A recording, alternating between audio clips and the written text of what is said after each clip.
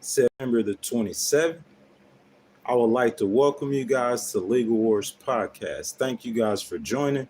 If you're watching this video as it was previously recorded, trying to get my words together.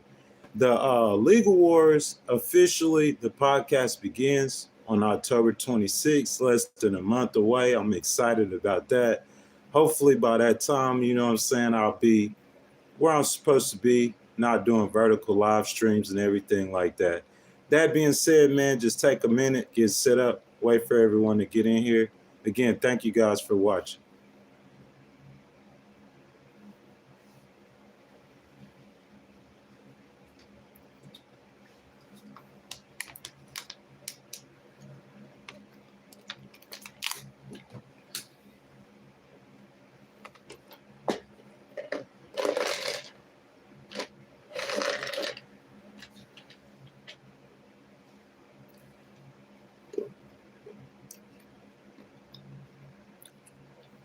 As you guys come in,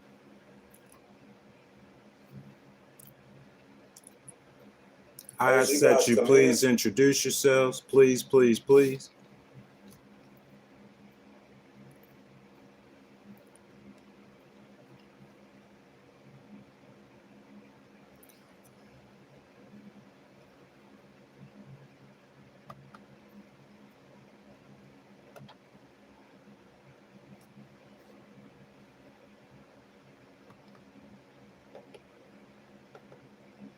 Good morning, good morning. How's it going? Please introduce yourselves as you guys come in, please. How are we doing this morning?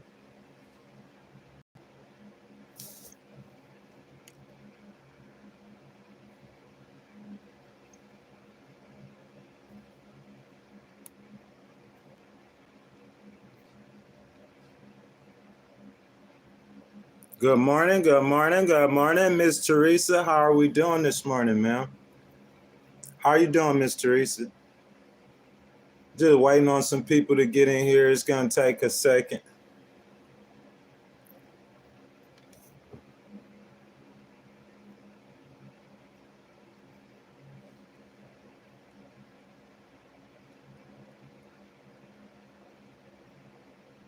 Miss Teresa, do you mind moderating this morning?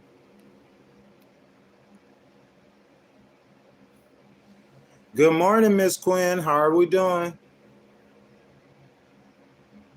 I sent your message yesterday. I didn't get a second to get back to it. I apologize about that.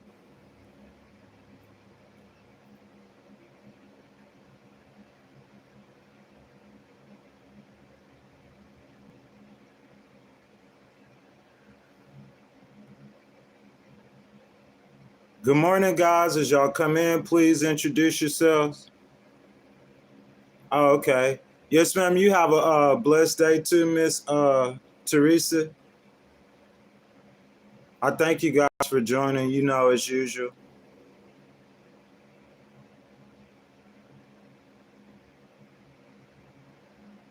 Good morning, guys. Good morning. Good morning. As you guys come in, I ask you guys, please introduce yourselves down in the comments. Say good morning to Miss Kelly and Miss Teresa. So far, how are you doing? Thank you for joining. As you guys come in, please introduce yourselves. Go ahead and hit the like button on the video.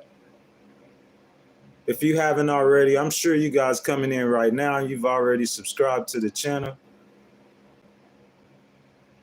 We're going to take probably about a minute or two and we'll go ahead and get started. Let people come in as they come in.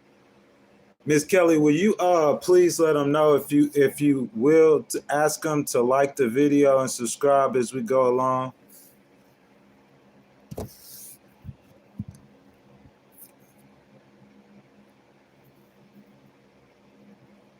Miss Kelly, I added Miss Teresa as a moderator, so she'll be able to help you out.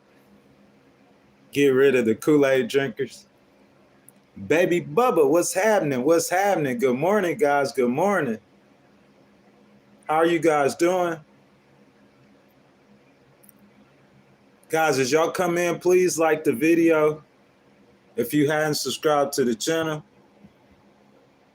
Miss Kelly, like you guys are ask them to introduce themselves as well when they come in, you and Miss Teresa. Probably wait about one more minute. I'll go ahead and get started.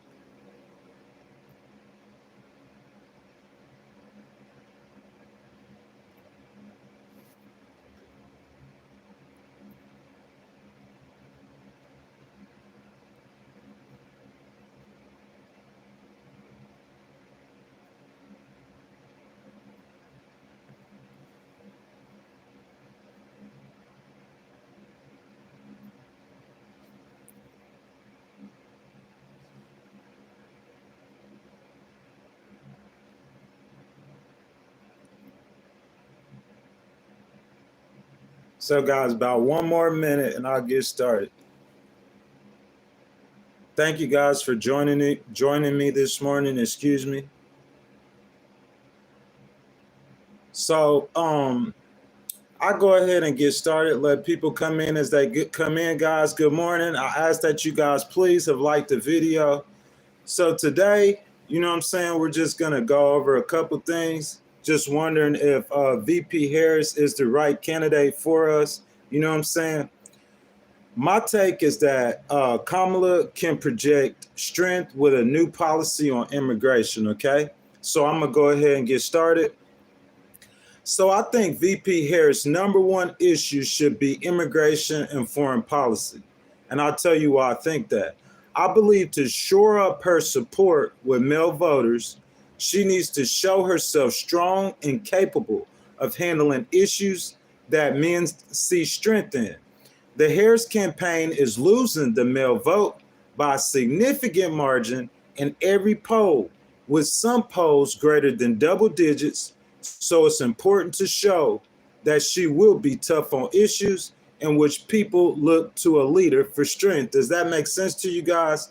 So for men, good morning, Miss Carmita. How are you doing?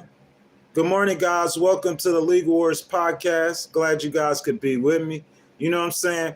So I'm going to go back over that again one more time. You guys, if y'all had Miss Carmita, I ask that you guys please like the video. If you haven't subscribed to the channel, please subscribe. Good morning, Mr. Leedy. How are you doing, sir?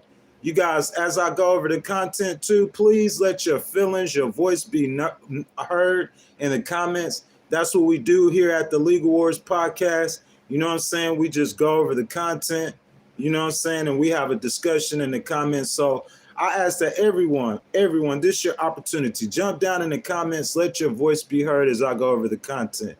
So I'm going to start again at the top of the morning. Everyone, as you come in, you know what I'm saying? You guys, please introduce yourselves. So I think VP Harris' number one issues right now should be immigration and foreign policy. And when I say that, I'm talking about her expanding the margins amongst male voters, okay? I believe to shore up her support with male voters, she needs to show herself strong and capable of handling issues that men see strength in. The Harris campaign is losing the male vote by a significant margin in every poll, with some polls being greater than double digits. So it's important to show she will be tough on issues in which people like to see look to a leader for strength. Do you guys agree with me on that sentiment? Like, I think that a lot of issues that she has with male voters, I believe those issues she has with male voters is because males are looking for strength in a leader. You see what I'm saying? Like foreign policy, I think most men have like a stump of mud hole in you kind of view. You see what I'm saying? So they want a leader. That's why they like Trump. Because Trump appears to be like a tough guy, a macho man, a man's man. And I think that's what men are looking for. However, I think that it is possible for a woman to be able to reach male voters, but she has to show strength in those issues. Does that make sense to you guys? You guys let me know what y'all think in the comments. Good morning, basketball MVP. How are you doing, sir? Okay, so in the 270 to win polling average, all of my regulars, you guys know that's the polling that I use. So in the 270 to win polling average just released yesterday on September 26th, and an average of 11 polls Harris has opened up a 3.4 lead nationally, 49.3 to 45.9 over former President Donald Trump. In the final days of September, looking to an election to be held during the first week, the very first week of November, all indications are that if this poll were held today, there's still no clear leader in the election. VP Harris is leading nationally, but within the states, they're really, really tight. Okay, I believe it's okay to use the polling average with a national poll, and every major political pundit believe the chances are extremely high that VP Harris will win the popular vote. What do you guys think? You know what I'm saying? Get down in the comments, guys. I know it's kind of early. I'll try to start a little bit later for us. You know what I'm saying? What do you guys think? Do you think that VP Harris will win the popular vote? I believe that she will, okay? However, we know that the popular vote doesn't elect the president, as does the Electoral College. So the race will be won, has to be won state by state. The delegates are they make their election, their choices state by state. Okay, breaking down the state polls, there's no clear leader in this race. I will say, however, I seen a Fox poll yesterday, very interesting. This is a Fox poll, and a Fox poll, yes, sir, Draco, I see, 1,000%. And a Fox poll, I saw that VP Harris was leading former President Trump by 3 points. You guys could go look this up. This is a Fox poll just released. I find that very interesting. You know what I'm saying? If I was VP Harris, I would continue to try to grow that lead. But the polls are split about Georgia, as they are in most states, okay? So now, again, if we break down the states, the polls, the election is won state by state. There's no clear leader. VP Harris has a pretty sizable lead in Michigan. I think she's up by like 2 points in Wisconsin. In Pennsylvania, it's a dog shoot.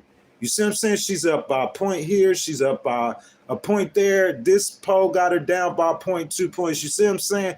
It's pretty much a dog shoot, okay? So now, I'll say even Rasmussen has Harris up in Michigan and Wisconsin, which means that Pennsylvania, to me, you know what I'm saying, it's a dog shoot. Okay. We all know this. Most of you guys in here know this. We're familiar with politics, okay? Harris' biggest deficit amongst the voting blocks is among white, working class males or males in general. That's her biggest deficit. And with the males, I would say that one of their top issues is immigration. In my opinion, if she comes out with new immigration policy, then she could close that gap in which she's behind, okay? So for these polls, I'm using Rasmussen, okay? It's a conservative pollster. I think that would be wise for VP Harris to use Rasmussen because I think she will get an average or a level view on what the voters are thinking. So guys, follow me. So let's use Rasmussen's survey of 5,671 likely voters, not registered voters, likely voters, okay? And that polling size, 5,600, what you guys think about that? I think that's a good enough polling size to get data from. Okay, these voters are in states that will decide the election, like Arizona, Michigan, Nevada, Pennsylvania, and Wisconsin. Now, this poll was conducted a little bit after VP Harris got in the race from August the 13th through the 20th. I hadn't seen no more newer polls from Rasmussen, but I don't think the numbers according to Rasmussen will be that much different, okay? Okay, to show the perception of American people between the two candidates on immigration. I think this is all about perception.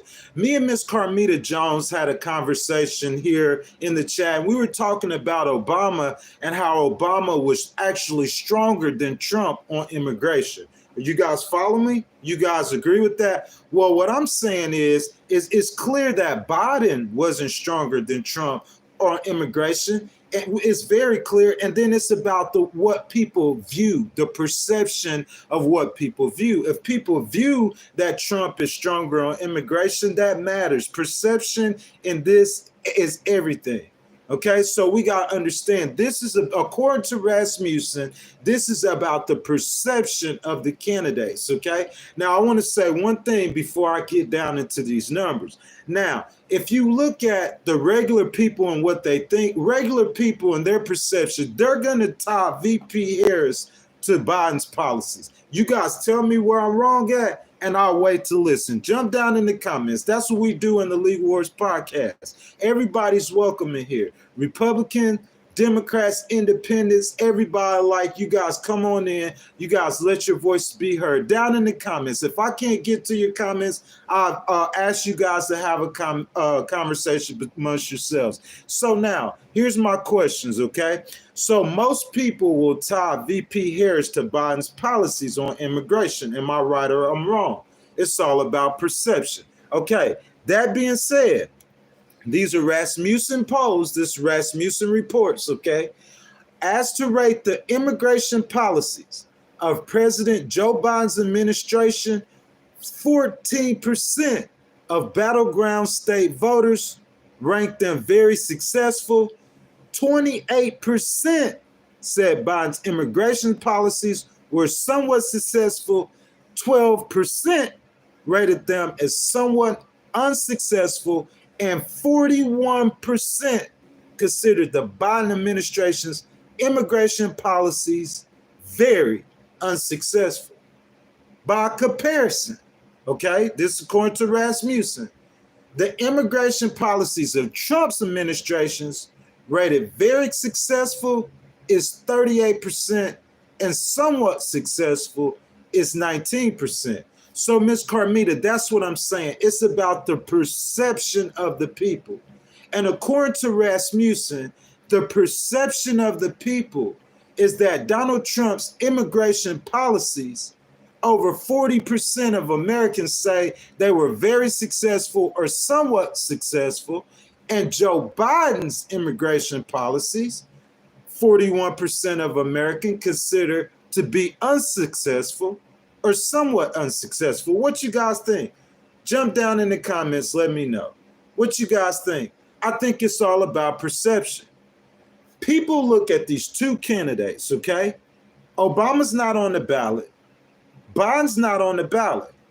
It is Harris and it's Trump. Trump's been president before. He talks a tough game on immigration. So the perception of the people is that Trump will be strong on immigration. Do you guys agree or disagree? Get in the comments and let me know, okay? The perception of the people, we don't know about Harris. You see what I'm saying? Because like I told Ms. Carmita before, we had this, listen, so Obama was super strong in deportations, okay? He was super strong on immigration. He was a lot stronger than he came off to be. But the perception of the people was different. Joe Biden was his vice president, okay? So do people tie together Joe Biden and Barack Obama on immigration? They really don't. They don't. They look at Biden's policies. That being said, they're going to tie Harris. They're tying in Harris to the Biden administration on policy. And if you ask, listen, to be fair, her being a woman, to start off with, her being a woman, the way people look at women, men not look at women as if they're weaker on everything. If you're a man, okay, or if you're a woman, and let's say you want to go hike through a rainforest, and it requires physical labor, would you look at a man? Would you, if you had to pick someone, would you pick a man first? When you look for strength, do you look for a woman for strength or do you look for a man? In all actuality, you probably would look for a woman for emotional strength. Women can be strong emotionally. They can be weak emotionally. You see what I'm saying? But like when you equate strength, what's the first thing that comes to your mind? If I ask you guys, picture something strong right now. It's got to be a human. Be honest with us now. Regardless of who you vote for, what's going to come to your mind first? Something strong. Is it going to be a man or a woman? If it's a person strong. That's what I'm saying. We equate strength with men. The issues of immigration and the issues of foreign policy, I think those two things, when men look, they look for strength. They look for someone who's strong. Does that make sense? Look, when they look at Trump, regardless if it's true or not, they see a strong man. I think that is killing VP Harris. Y'all tell me if I'm right or wrong. I don't hear this on no major networks. I'm telling y'all. If I was her campaign strategist, this is what I would tell her. You need a strong policy on immigration. You need a strong foreign policy.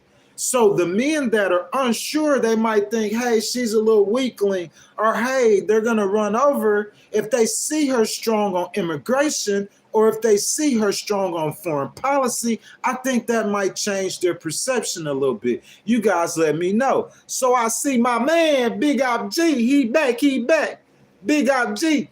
Big Op G says you still haven't watched the Candace Owens video. Big Op G, just stay with me, man. Let me get through my conversation, my topic, my brother. I promise you I would do that. So we will do that right now, live today, okay? On stream, Big Op G. Everybody, please scroll up. Big Op G super chat. Big Op G gave $1.99 super chat. I'll ask that you guys please go like him. Thank him for his support. You know what I'm saying? You guys, if you guys want to donate to the channel, you guys want a topic to be covered, you could all hit the super chat button, but you guys don't have to. I just appreciate you being here. I have love for you guys being here, as Miss Kelly Quinn told me to tell you guys. But if you guys will show your support, go ahead and hit that like button. If you hadn't already, subscribe to the channel. Hit the notification bell. Again, Big Op G, my brother, for that super chat, that $2 super chat. So, guys, what y'all think? Because I'm saying the majority of the people, they think Trump is a lot stronger on immigration. Am I right or wrong? They think Biden is weaker on immigration. Am I right or wrong? That's 2 points. The majority of the public think that Trump is stronger on immigration. Right or wrong? Y'all let me know in the chat. Let me know. Okay. Number 2, they think that Trump is stronger than Biden on immigration. That's 2 right there. Number 3, they're going to tie in Harris to Biden on those policies. Am I right or wrong? We hear it all the time. They're 2 totally different people, 2 totally different ideas, 2 totally different directions. You see what I'm saying? But they're going to tie in Harris with Biden on a lot of those policies. Am I right or wrong? That's a trifecta. Listen, a 4th point, Harris is a female. So naturally, people equate strength with males over females. And y'all guys, tell me where I'm wrong at. Am I hitting on all cylinders?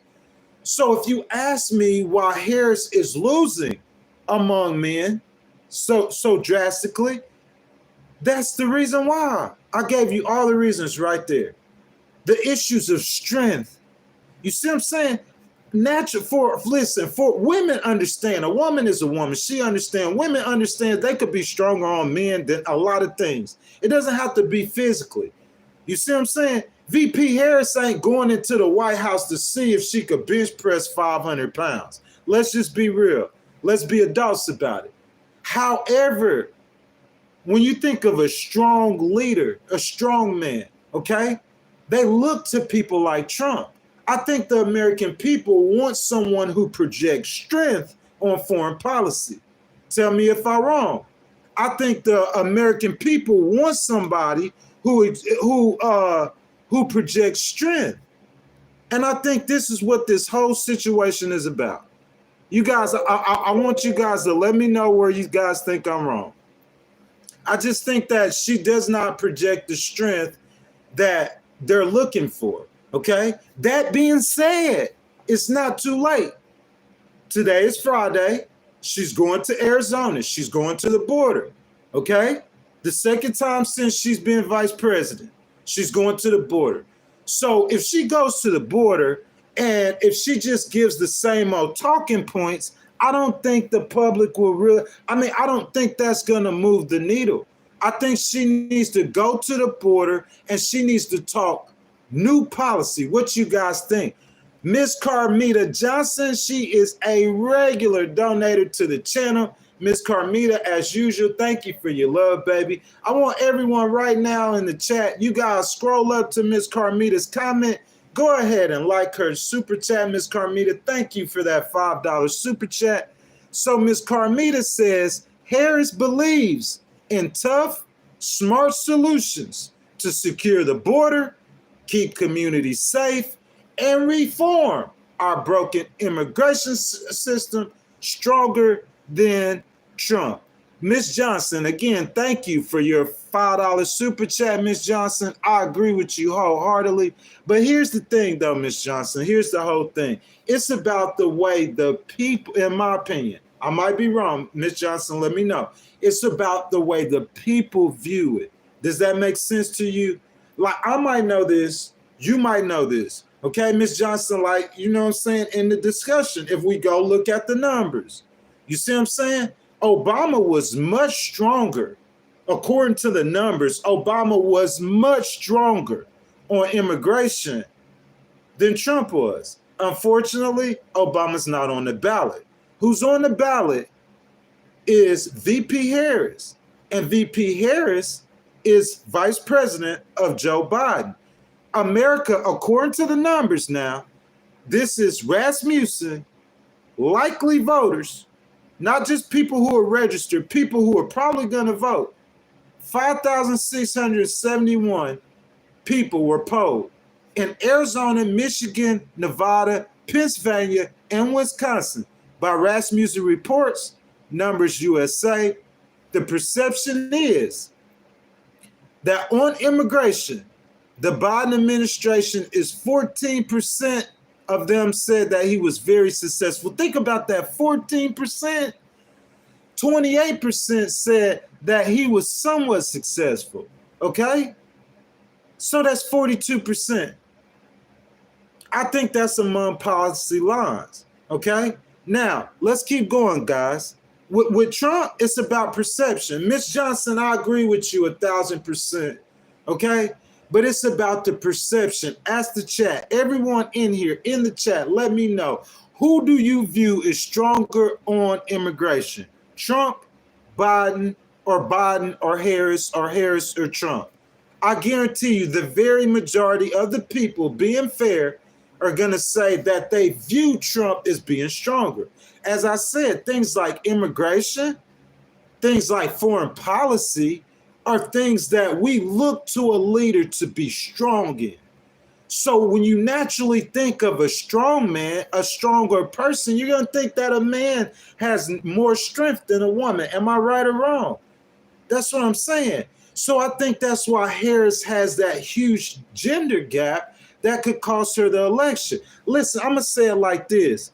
Trump, I heard Newt Gingrich say this on Fox News, okay?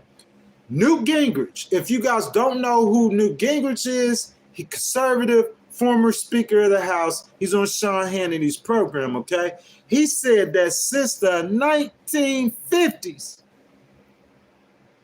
he said that younger black males are supporting Trump more than the Democrats since the 1950s. I'm saying that could spell disaster for Harris. Am I right or wrong? In my opinion, she has to shore up that gap among male voters. The only way to do that is to show yourself strong on these issues.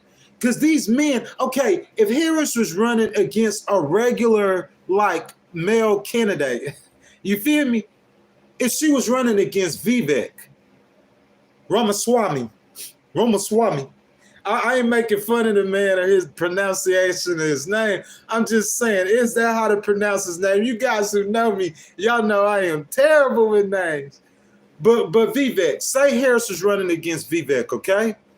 And say Biden had those weak immigration policies. Well, I'm not saying nothing about Vivek, but I mean, people will automatically think a woman probably would be stronger. I mean, a man would be stronger than a woman, right? On those policies like immigration and foreign policy. That'd be one thing, but she running against Trump. She is running against Trump. She is running against, I'm going to build a wall and make Mexico pay for it. The man comes across as a strong man, especially on immigration, especially on foreign policy. Her being a woman, she has to be just as strong or stronger. You know what she need to say? She need to say, I'm going to build a wall and make Venezuela pay for it. Hey, when Harris goes to Arizona today, she need to go stand at the border. Y'all gonna make me stand up. She need to stand at the border. She need to look down at the border, look up at the Border Patrol, then look at the cameras and say, hey, I got one, guys. I got an epiphany. I'm about to build a wall, and I'm gonna make Mexico, Venezuela, Puerto Rico. Nah, I'm just playing. But she got to come across strong on immigration. And I think her just saying that, hey, we tried to do a border bill, but he blocked it. I don't think that's going to move the needle. Because she's down like 20 points. And I think what people don't understand is with men, that matters. With men, that matters. Men are looking for strength on immigration. I'm a man. I could speak for a man. I want to see that you're strong on immigration. I want to see that you're strong on foreign policy. Because if you look in the comments right now, I ain't look down there. Y'all let me know. I guarantee you somebody's going to say that the foreign countries in the foreign world, they're going to run all over. I guarantee you, because that's how men think. Men think that about women. They think women are weak. Naturally think that women are weak. Tell me where I'm wrong at. Okay? Now, let's keep it going. If Harris, this is according to Rasmussen, for all you newcomers, welcome to the Legal Wars podcast. We welcome everyone in the stream, Republicans, Democrats, independents alike. I encourage all you guys to go ahead, hit that like button. If you haven't subscribed, subscribe to the channel. Hit the notification bell. Most importantly, jump down in the comments and let your voice be heard. What's your thoughts on the election? What's your thoughts on immigration? You know what I'm saying? We do this all the time, guys, having a lively conversation about politics. We welcome everyone into the stream. Okay, guys, now let's keep going. If Harris were elected president, this according to Rasmussen, only 26% of battleground state voters believe her immigration policies would be better than Biden's. That's hard, bro. That's hard. We know where Biden's immigration policies are, right? I just went over them, what Rasmussen said. He's underwater, okay? Only 26% think that they would be better than Biden's, while 50% think Trump's immigration policies would be better. It's all about perception. I look at this man, I'm gonna build a wall and make, bro, this dude is, he attacking people in Pennsylvania. He talking about Haitian immigrants in Pennsylvania, okay? He was talking about Haitian immigrants in Ohio 2 weeks ago. Most of the major media ran him off the spot. He was talking about Venezuelan immigrants in Colorado about 2 weeks before that. He done got bored of that. Now he's talking about Haitian immigrants in Pennsylvania. I'm talking about a real small town. You know what I'm saying? Real small town. He appears strong on immigration. Whether he is or not, Miss Carmita, that's a different conversation. But what I'm saying is that he appears strong on immigration. I think that's a problem for Harris. Perception is everything.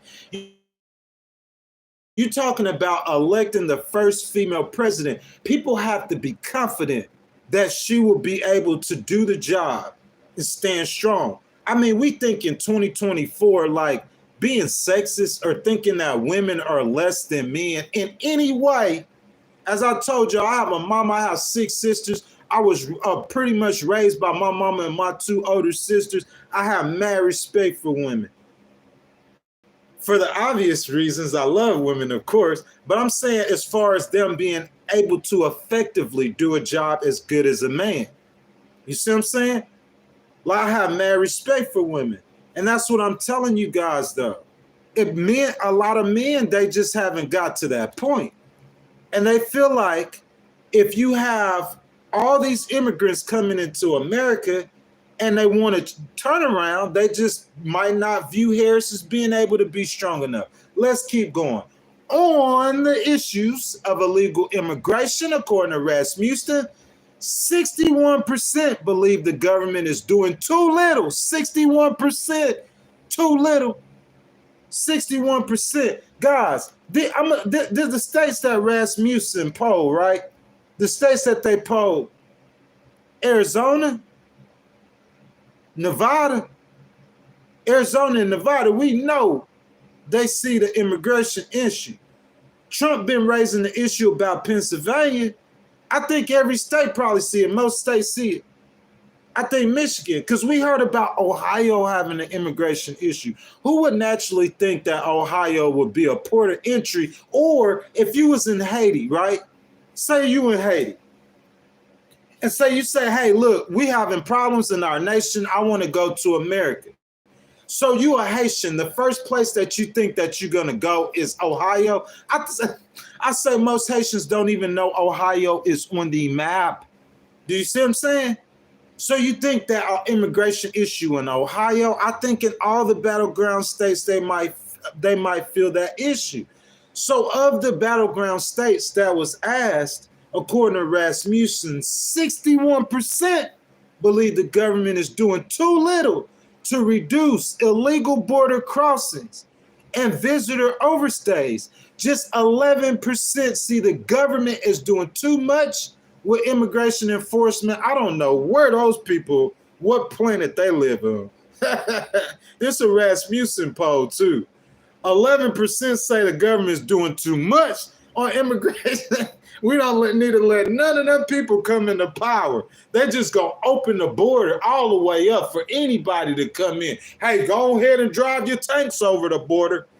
Anything you come on, man. The government's doing too much on immigration right now, guys. Come on. 19% consider the level of action about right, and 10% are not sure. 61% believe the government isn't doing enough on immigration currently. Let your voice get heard. Get down in the comments and tell me. I'm not bashing President Biden. I'm not bashing VP Harris. I'm giving America a reality check. That's what we do at Legal Wars Podcast. It's about the truth. Because I'm going to let you know, coming up shortly, within the first week of November, people are going to the voting booth. As a matter of fact, if you already voted, let us know in the comments. If you guys already voted, let us know in the comments. People are already voting, man. Mail-in ballots. Early voting in a lot of states, if it hadn't started, is going to start soon. There's states who send out mail-in ballots to everybody in their entire state. On the West Coast, Washington, Oregon, California, everybody get a ballot. They don't even have to go to the vote. They all can start voting. You see what I'm saying? These issues are very important, bro. If VP Harris is going to the border, she wants to shore up her support with male voters, come out with new policy on immigration. Just because them seeing a picture of you at the border and you saying Trump blocked the border bill, to me, that's not going to move no needles. That's not going to change anything. Men want to see you strong on immigration. She did foreign policy yesterday. I think she had a press conference with the Ukrainian president. You see what I'm saying? They want to see strength on foreign policy, bro. They want to see strength on immigration. Let's keep going, though. 59%, according to Gallup, of Americans agree that millions of illegal immigrants who have come into the United States in the last 4 years have created a severe shortage of housing, forcing rents and home prices to rise, including 37% of them who strongly agree. I heard it myself. In New York City, people are saying exactly that. In Ohio, in some areas, I heard it. Trump want to talk about cats and dogs. To me, that's kind of crazy. That's what he wants to talk about. It's cats and dogs. Cat dog. We talking about pets, eating pets. You see what I'm saying? But what the regular citizens of Springfield was saying, not all of them, of course, not everybody, but enough of them were saying 59% of those polled in the key battleground states agree that millions of illegal immigrants who have come into the U.S. in the last 4 years has created a severe shortage of housing, forcing rents and home prices to rise, including 37% who strongly agree. You guys are American voters. Get in the comments right now. Participate in the process. Let me know what you guys think. We might not see it. You might not see it in your community. But I'm saying in communities all across America, that is the sentiment. You want to close the gap among men. Young men, they might not know that much about politics. Hey, Ross and them, they think Trump cool, man. I'm going to build a wall and make Mexico pay for it. Men think that's cool. Younger men think that's cool. He looks like a tough guy. He looks like a strong guy. VP Harris needs policy to show strength. Tell me where I'm wrong. She needs policies to attract male voters. I mean, I think if you ask her campaign whether they believe the numbers or not, what the numbers are showing is that black males have moved towards supporting Trump. That could spell disaster for VP Harris. I didn't say it would. I said it could spell disaster. I don't care what they saying on the media, on TV. We see it ourselves in the community. We see it in our chat. How many guys you say black guy? How many times have we seen in our own chat where it said that black males are supporting Donald Trump? It's a fact, man. Let's keep going though. You guys, if you guys want to donate to the channel, if you guys want to super chat, I would really appreciate it. I'll stop what I'm doing, get to your comment right now. That being said, if you guys are here, please like the video. Everybody's welcome to chat. Join the conversations. You know what I'm saying? I could do subscribers only. I'm not green like that. I think this conversation is very important. Regardless of who you are, how much money you have, your voice should be heard. This platform, we welcome you in. Republicans, Democrats, Independents, come on in. Let your guys' voices be heard. Okay, let's keep going. 41% in this Rasmussen poll would support legislation to grant amnesty to illegal aliens. Hey, if I was a campaign strategist on the Harris campaign, I would look at that, bro. 41% would support legislation to grant amnesty. 41%.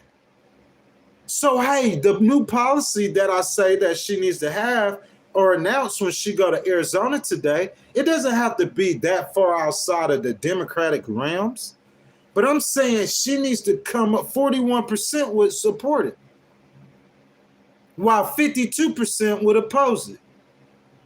But that's a good number, though. You know what I'm saying? Maybe you offer amnesty to just some of the immigrants. You see what I'm saying? They all enter. The ones that entered illegal, they all entered illegally. Okay? So they're all here. So in this isn't like a right by citizens. Like we, as an American, I have a right to certain things. You see what I'm saying? I have a constitutional right to certain things as an American. These people didn't enter in as legal citizens. So the American government can pick and choose who they want to deport. You agree with that or not? They could pick and choose who they want to offer amnesty to. But I'm saying short of just completely closing the border, we need definitely stronger immigration policy.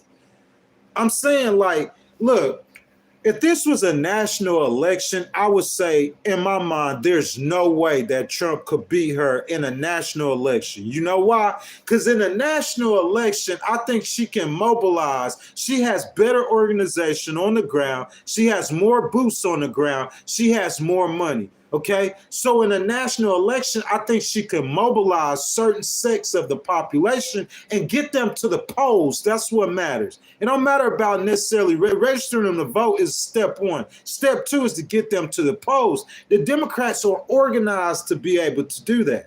You see what I'm saying? In a national election, I don't think it would be no problem, but this election is not going to be won nationally. We've seen that in 2016. Am I right or wrong? This election will be won off of those key battleground states. So in those key battleground states, 20,000 votes could mean the entire election. How many people voted last time? A little bit over 155 million. That's almost 60% or 60% of the population. So you say, hey, we're going to bump it up. That's what happens every year. So we say probably about 160 million people that we estimate that will vote. Okay? 160 million people, only 20,000 people will more than likely, according to where the polls are right now, 20,000 or less will decide the election, depending on where those 20,000 are. Immigration could mean a huge difference. The male vote could mean a huge difference. Shore up the base, shore up everything. And the way you shore it up is becoming strong, show strength on immigration, show strength on foreign policy. So let's keep going over the numbers, guys, okay? 55%, according to the same Gallup poll, would support a policy of deporting all illegal immigrants. Pump the brakes. I'm going to say it one more time to y'all so y'all can hear me. 55% of likely voters, according to Rasmussen, would support a policy of deporting all illegal aliens. Majority of American voters would support a policy of deporting all of them. That's what I'm saying, bro. You have to project strength. You have to. It is of utmost importance that at this moment, if Harris wants to open a lead or build a lead or get a lead or whatever we're talking about, according to the lead, she has to project strength. This is her chance. It's Friday. She's going to Arizona. She's going to the border. She is the sitting vice president. It will get substantial news coverage. Give us a new proposal. Give us a new proposal. Okay? So the 55% that would support deporting all illegal aliens, 36% strongly support deportation. 39% oppose such a policy. That's only 39% though. 55 to 39, you lose 10 out of 10 times. You see what I'm saying? If given a choice between two candidates, one of whom favored granting amnesty to illegal aliens and one who favored deporting all illegal aliens, 50% of battleground state voters would support the candidate favoring deportation. That's half, man. 13% would vote for the amnesty candidate and 13% are not sure. I think this is an opportunity for Harris to show strength and unveil new proposals on immigration. I believe the election is so close that any issue or issues can tip the scale for one candidate or the other.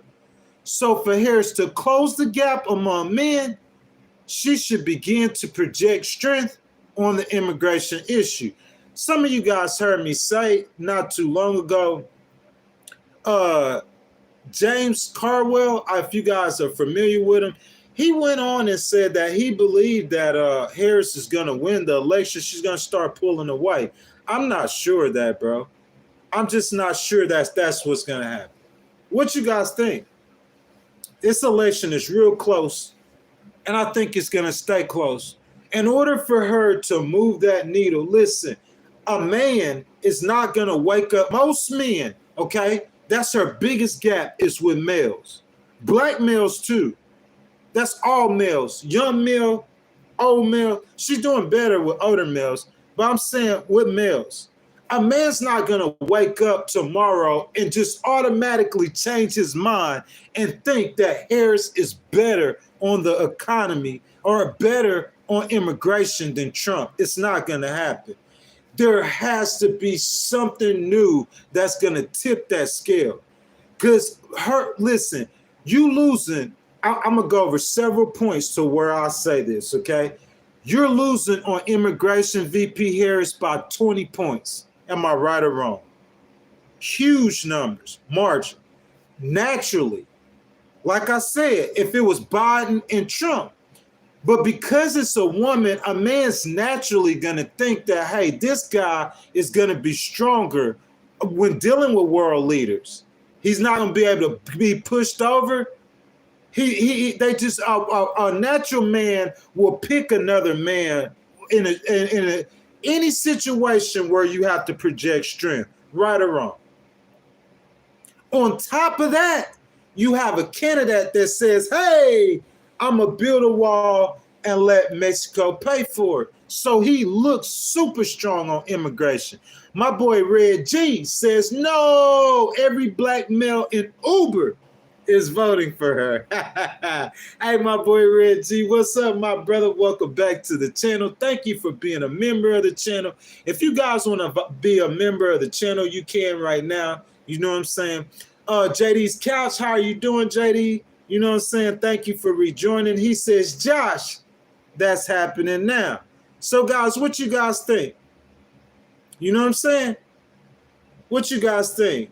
I'm going to get down in the comments. I'm going to start engaging people. You know what I'm saying? Do you guys want your comment read first or ahead of everyone else? You guys could just super chat. You know what I'm saying? For everybody in the stream right now, I'll ask you guys to please like the video. If you hadn't already, subscribe to the channel. Hit the notification bell. You know what I'm saying? So, Miss Judy Adams, how are you doing, Miss Adams? If you're still in here, welcome to the Legal Wars Podcast. Miss Judy says, I want a president, not a dictator. I don't care about what anybody's policies are. I will not have a dictator rule over me and my family. Miss Judy Adams, thank you for your comments. Thank you for participating in the process. Josh White says, I want pricing down. It's becoming absurd and no one can afford gas and groceries. You see what I'm saying?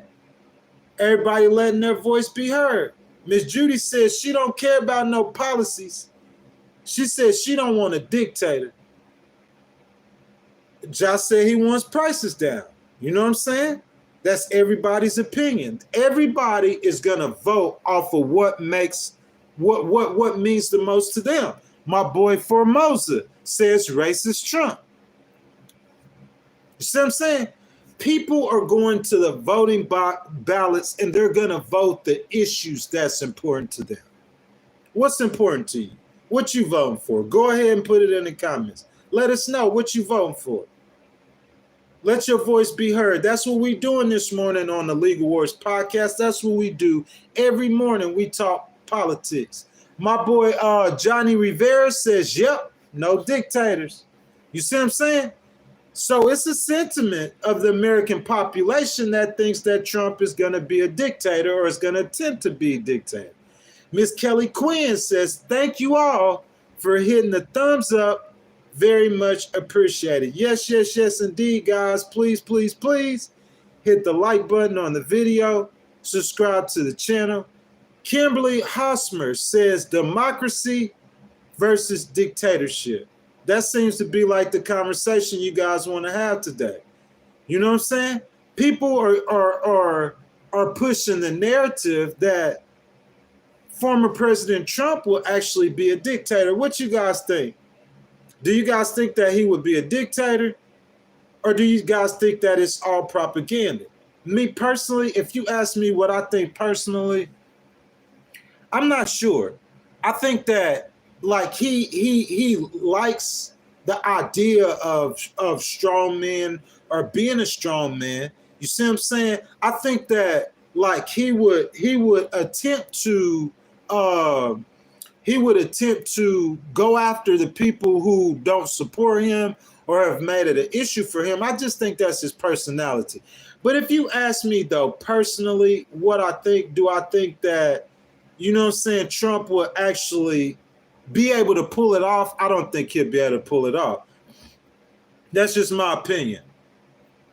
I think they'll have guardrails in place for Trump if Trump actually did attempt, you know what I'm saying, to try some kind of dictatorship. I think the American government would be waiting for him. Guys, I do have my Kool-Aid. You guys don't know that Kool-Aid juice, that Kool-Aid, that's that Jim Jones juice. You know what I'm saying? That's that Trump juice. My boy Red G says, Lil Dictator, because he hangs with rappers. Y'all know the rapper mentality. Tess Cassie says he likes strong men like Putin. That's a good point. Renee says guardrails. Yeah, Miss Renee, I think there's like things that the government, the deep state has in place for if he tries to attempt to go off the rails. You know what I'm saying? I think that, you know, like them, when you go bowling, they put the bumpers in the lanes. Hey, don't go too far over there, guy. You're going to destroy our country. Miss Kelly Quinn says to the person who said Trump is strong like Putin, I would say mentally ill like Putin, perhaps even more. Maybe so, Miss Quinn, you know what I'm saying? Like, what I would say about that, I would just say it's like a perception. I think in Russia, like that, the way Putin is just the way their country is. See what I'm saying? Would I say that Putin is mentally ill? I don't think Putin's mentally ill. I think he knows what he's doing. I think if you say something about him, he'll have you killed. That's just who he is. But Kelly, there's a lot of politicians in America who probably have done that and will do that today if they could get away with it. It's the power. The power makes people mentally ill, Kelly. It's power. That's my take on that. It's power. You give any man power and he'll change. Am I right or wrong? And it's like, if you're able to get away with it, like they'll do whatever they can to get away with whatever they can. You know what I'm saying? My boy DG, welcome back, DG. DG says we need our businesses back to hire and produce America. So DG, how you think you do that? You think you do that by opposing tariffs on people? It's just a question. Do you think opposing tariffs on the American taxpayers will help our businesses come back? Paul Silas, how you doing, my brother? He says, I'll let Biden say it. Kamala, you ain't black.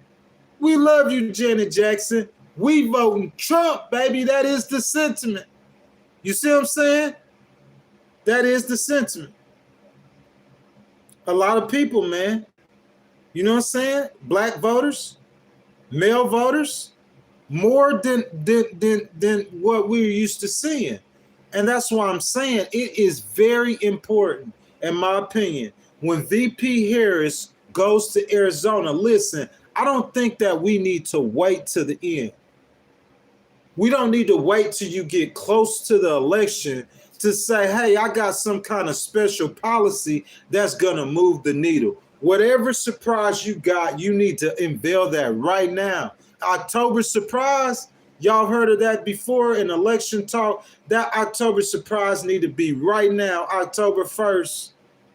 People already done started voting. I seen people in this chat said they cast their vote already. Those ballots going out, a lot of people still have ballots. Some people, they might hold a ballot because they haven't made up their mind. But I'm saying you're going to roll the dice with that. I'm saying if it was me running that campaign, I want to get that lead as big as possible. Because I think the closer that lead stays, the longer it stays. If we get right up on the election, say we get to November the 1st, And you guys know that we could see the election. We days from the election, right? And if that lead is still the way it is, I think Trump wins. Close election, I'm about 99% positive that Trump wins a close election. If I'm wrong, come back and tell me. Come back after the election and say, hey, remember September 27th, you said it was going to, if it was close, that Trump wins? You see what I'm saying? I'm saying with the polls right now, where they are, there's a good slough of the voting public.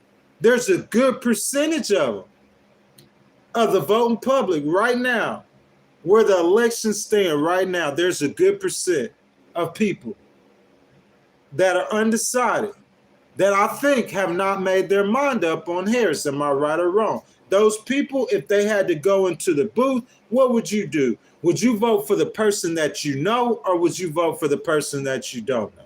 That's my question. Red G says, will MAGA vote if Trump's videos are released? What videos are we talking about, Mr. Red G? You know what I'm saying? I got Shada. Is that how you pronounce your name, brother? Shaddad 4.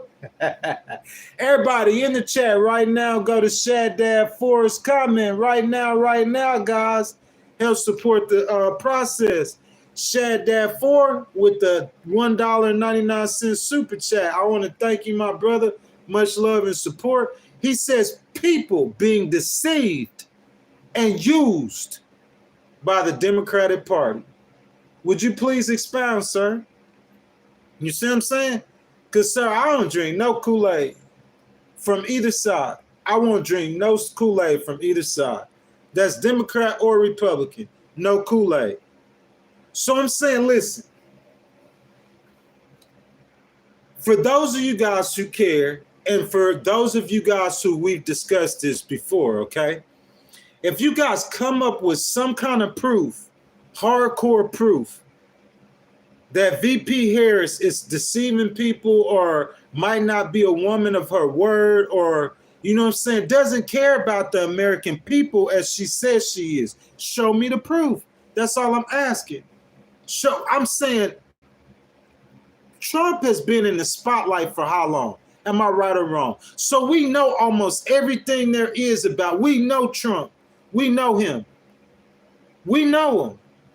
I'm saying if it wasn't for the mismanagement of COVID, if it wasn't for, I don't even think that Black Lives Matter in that summer, I don't think that summer of 2020 really matters as much. When you put the mismanagement of COVID and the mismanagement of January 6th with Black Lives Matter, you can say that it looks to me, it appears that the guy might not be able to manage a crisis. And the world, bro, we are this close to war in Taiwan. Are you guys aware of that? Look at Israel. We're this close to the whole Middle East being on fire. Do you guys understand that? Are y'all aware of that? So us seeing that Trump, like, mismanaging situations like COVID, not being a hater, bro, just coming out and telling you guys the truth. Oh, it ain't nothing but like the common cold. You ain't got to wear a gas mask. He get mad going after people. Did him and Dr. Fauci or whatever get into it over the gas mask? He get mad at people because they tell the scientists and the doctors. I'm saying a guy like that, bro, that looks clownery for America. You see what I'm saying? We know Donald Trump. I'm saying, what about Harris is making you guys say that she's deceiving people? She's a politician. She's a part of the government. So what can you guys say? What can you guys give me that's substantial and that's solid? That's proof. You see what I'm saying? I'm not saying that Trump is necessarily deceiving people. It's just in my heart, I don't believe Trump cares as much about the American people as his supporters think he do. That being said, boy, you know what time it is. It's Kool-Aid time, baby. It's Kool-Aid time. I got my Trump supporters. They support him so vehemently, like cult-like supporters. Cult-like support for Donald Trump. You see what I'm saying? But what I'm saying is, I just don't. And I told you, for you guys who heard the story before, you guys will know. I told this story before. I just do not believe that his supporters, like, that he don't love you guys like he says he does. You see what I'm saying? Listen, this is what I said. I said that Trump grew up a billionaire. Is that right or wrong? He grew up rich. Have we heard it before? Oh, I went to my dad. I asked my dad for a small loan for $1 million. Hey, Pops, can I have a small loan for $1 million? What? That boy grew up rich. I'm not hating on his money. I'm not hating on his riches. I'm just stating facts. Am I right or wrong? You guys tell me where I'm wrong. I'll sit here and wait. You feel what I'm saying? The boy grew up rich. As he got older, regardless of the bankruptcies he filed, he's a billionaire. His Trump organization made multi-millions. If I'm not mistaken, hundreds of millions every year. So in my opinion, like, it's not like he grew up poor and he got rich. So he understands our plight, or he understands a middle-class plight. I don't think he never lived it. He never seen it. He never walked in those shoes. He never understood it. So it's like he got blinders on. I just don't think that he cares about his people as much as they think they do. The difference between Harris and Trump, okay, I'll give you this, is Harris portrays that she cares about people. But I'm saying, does Trump care about people? That's the question. That's why the choice is difficult. That's why some people say, hey, regardless of who you pick, you're going to get the same thing. And if that's the truth, regardless of who you pick, you're going to get the same thing. Then I'm saying, like, I don't like Trump. Okay, so Harris comes out like she cares about people, okay? And I just read somebody said that she don't care about people like that. Okay, that's your opinion. My thing is with Trump is that Trump comes across like, not necessarily that he cares about people, but that he's going to change the system. He's going to reform the system. Am I right or wrong? I'm going to drain the swamp. Ain't that what Trump say? I'm going to drain the swamp. Ain't that what he say? So in my opinion, Trump is coming across like he's going to do something different or special for Americans. He's going to tear the system down. He's going to rebuild the whole system. So they all got their own things. But I'm saying, which one's telling the truth? Which one do you believe? Which one do you trust? Which one do you put your confidence in? Or do you yesterday, like I said, just take personal responsibility for your actions? Josh says Harris is thinking is negative for the United States. Josh, will you tell me why, please? Tell me why you think her his is negative for the United States. Why you think that? You see what I'm saying? Because is that, Josh, is that along a party line? It's because I'm Republican. You know, my daddy was Republican, like my mama Republican, so I'm a Republican. So anybody who's not Republican must be negative for the United States. Is that how we think? Or do we take each individual candidate and judge each individual candidate on the merits of their policies, the merits of their character, and on the merits of things that they're saying? You know what I'm saying? Erotic Joe says VP doesn't control things. He is 1,000,000,000,000% correct. The vice president don't control nothing, man. That's facts. They don't control anything. They're delegated policy. Am I right or wrong?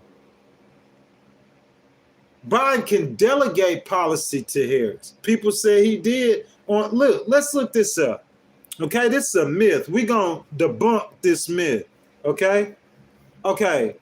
Was Harris in charge of the border? Okay? We're going to debunk this myth. Because people are always saying that Harris was in charge of the border. She wasn't. I'm not making no excuses for her. Understand that. I'm not making no excuses for Biden's policies. Understand that. And if she does not come out strong today in Arizona with new policies at the border, I will say that it is possible it could cost her the election. Understand that. That being said, we saying that Harris was in charge of the border. You know what I'm saying? Let's look into it. Let's look into it. And let's see. Hold up, guys. Hold up, guys. Hold up, guys. I got that. We gonna get on that just a second. Everybody right now, go like Sad Dads. Sad Dads super chat. Thank you, Sad Dad, for that $1.99 donation. You see what I'm saying? Everybody, please, please, please, please. If you guys will go like the video, go like Shad Dad super chat. Shad Dad, thank you, sir, for your donation. He says 25% tax on unrealized gains will crash our stocks. So 25% stocks tax on unrealized gains. You think so, sir? I think I went over that before, sir. But look, since you changed the conversation, thank you, brother, for that $1.99. Let's that super chat. Let's go over there, though. Okay. So we talking about capital gain tax. Okay. I agree with. I disagree with that completely. Okay. I disagree with that. What was the capital gain tax before Trump took office? That's the question I have for you, sir. Okay. So let's look at Harris's capital gain tax plan, because she wants to raise it to 28%. Okay? So, guys, we talking capital gains tax. Do you guys know what that is? Listen, another thing, too, sir, I want to say to you is that she wants to, right now, I think for families, what is it like, $583,000? So, basically, let's say if you own something for a year, say you own something, people who don't understand capital gains tax, say you got, your family has an extra house, and say it's $1 million house, and you own the house for over a year, so you're going to sell the house, right? So as you go to sell the house, if your family makes over $580,000 a year, when you go to sell that house, basically the government is going to put a capital gains tax on that house, okay, for 20%. Guys, give me just a second. I got another, it looked like that's a sticker. Is that a sticker? Yes, sir. Todd Pimper, $4.99, sir. Thank you so much, my brother. Thank you for the love, for that sticker. You see what I'm saying? I appreciate your donation to the channel, helping us do what we do. Okay, guys, so we talking capital gains tax. You know what I'm saying? So the gentleman earlier with the super chat, he said that raising the capital gains tax to 25% is going to crash the stock market. The capital gains tax, to be fair, isn't just about individual families owning a house. That's for anybody within that family over $583,000. So that goes for a lot of small businesses. You see what I'm saying? And when they go to sell something, the government's going to tax them. Right now, the tax is at 20%. So we agree that the tax is not really hurting anybody right now, right? We agree. If I'm not mistaken, Trump is the one who got the legislation to get it to 20%. This is what I'm saying. Joe Biden wanted to raise it to 39.6%. He wanted to double it. So going from 20% to 40%, I would agree, brother, with your sentiment. Because everybody, they're not going to sell anything. But what I'm saying is, so we're talking about crypto, you guys are talking about stocks, you're talking about anything of extreme value. What you got to realize, us ordinary people who have stocks, we have whatever we have, if you're not making, according up to Harris' plan, if you're not making $1 million a year, this is not going to affect you as a family. As a family, if you guys don't make $1 million a year, this isn't going to affect you. It's for people who make, as a family, over $1 million a year. She want to raise the capital gains tax from 20% to 28%. Biden wanted to raise it to 40%. So she split with Biden on this. Let's go over this, okay? So this is according to Forbes. I hope you guys, we could trust Forbes, okay? And of course, like I have to do research. I do research. I get information from other people. That's how you do research, okay? Forbes magazine. Forbes says Vice President Kamala Harris has proposed a 28% tax on long-term capital gains for Americans who earn $1 million or more. Just as I said, okay? Are higher taxes a surprise from a progressive Democrat? In some ways, yes, but not for the reason you might think. It is a surprise that you have to pay this tax even if your gain is unrealized. That is, even if you don't sell the asset in question. Fortunately, no. Although another Harris proposal is to tax certain unrealized capital gains, okay? So let's see. I want to get what people are saying about this. I want to have, okay. The corporate tax rate was 35% until it was slashed to 21% by former President Donald Trump in 2017. At that time, in her 2020 presidential campaign, Harris promised to reverse this cut entirely, bringing back the rate up to 35%. That's what it was before. Her 28% plan backtracks with other proposals might seem more pro-business than one might expect from a progressive Democrat. But, sir, I just want to say that I have researched this, and I think it was the CBC. They said to realize the most from capital gains taxes, you're going to have to 28% is how you realize the most. So she actually got that information from, you know what I'm saying, what's the word I'm looking for? You see what I'm saying? Now, nonpartisan.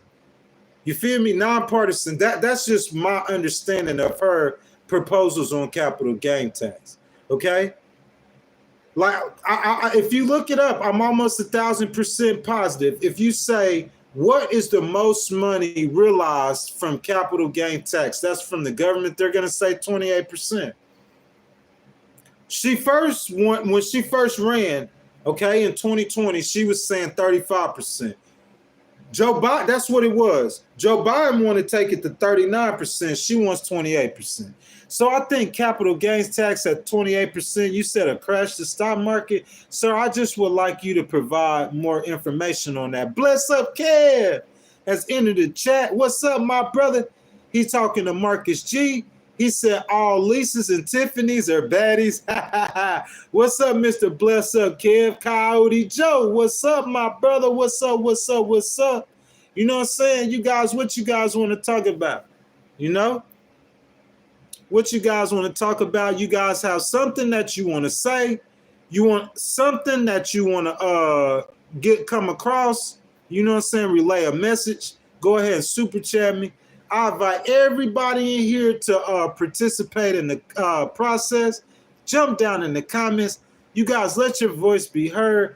I ask that you guys hit the like button, you know what I'm saying, if you hadn't, and subscribe to the channel.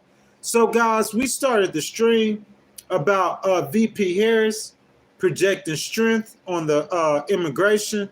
VP Harris today, she's going to be going to Arizona.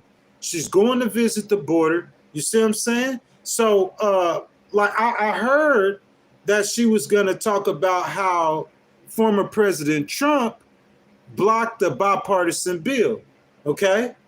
Like, when I first heard that, that was sitting on me. I didn't do much research in it. I just researched what was in the bill.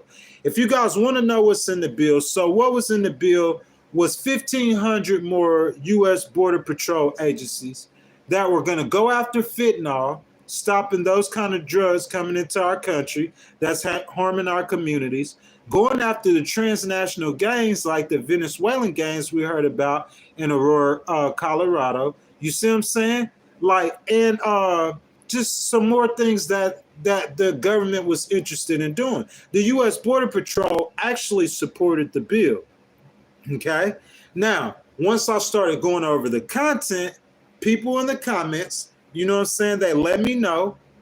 They told me You see what I'm saying? That, hey, that bill had aid to Ukraine and Israel that some people weren't supporting. That's why they didn't pass the bill. What you guys think? You think Trump blocked the bill, or do you think that the bill wasn't passed for certain reasons? You see what I'm saying? So, that being said, I don't personally think with VP Harris losing to Trump on immigration by 20 points, I don't think her going to the border, just saying that Trump blocked a bipartisan bill, I don't think that's going to move the needle. What you guys think? I think she needs policies, better policies. And I think this whole idea speaks to the whole reason what I named the stream, what I did. Is Kamala better for the United States? Yes or no, guys? Get down in the chat. You want your voice be heard or not? Get down in the chat. One word answer. Let me know right now. Is Kamala better for the U.S.? Tell me in the chat right now, guys. Sean says no. He said no 3 times. I'm trying to get everybody else caught. CM Pick says no. J. Fred says no. Miss Renee says yes. BY says no. Courtney says heck nah. Joe says look at your border. No. Dennis says no. Gina says no. Jumbo says yeah. Zen says no. EM says no. Who else saying no? Neil says no. Mary says nope. Arati Joe says yes, of course. You see what I'm saying? Aloha Kitty, how's it going? Says heck yes. Texas Repo says no. Let's see. Ruckus says no. Linda Jefferson says no. Neil says laugh out loud 20 NOS and 20 no's and 1 yes. Nah, it's been more than 1 yes. Troublemaker says yes. Max says no. Jose says no. Ruby says no. You see what I'm saying? Is she better for the U.S.? Yes or no? That's the question. Does she have any new border policies? Yes or no? That's our question. Todd Pimper says a ton of no's. Yeah, there is a lot of no's. You know what I'm saying? Everybody in here isn't participating in the process, so I wouldn't say that that would be fun. Everybody in here is not commenting on the video. So I wouldn't say that would be fair. You know what I'm saying? But I would say a vast majority or a lot of people would definitely say that her border policies they just don't add up. They don't equal up. What you guys think? Let me know. In my opinion, right now, at this time, at this given moment, I think VP Harris' #1 issue should be immigration and foreign policy. What you guys think? I believe to shore up her support with male voters, she needs to show herself strong and capable of handling issues that men see strength in. Harris' campaign is losing the male vote by a significant margin in every poll, with some polls greater than double digits. So it's important to show that she will be tough on issues in which people look for a leader for strength. What you guys think? You guys let me know, okay? I'm finna jump back down in the comments, guys. You know what I'm saying? I encourage everybody to go ahead and hit that super chat. You know what I'm saying? If you want me to get to your conversation, and we could go over that. Miss Renee says conservative Republican bill Harris is going to pass already has the policies. Miss Renee, would you please tell us which conservative Republican bill she's going to pass that does have the policies? You know what I'm saying? Let's see.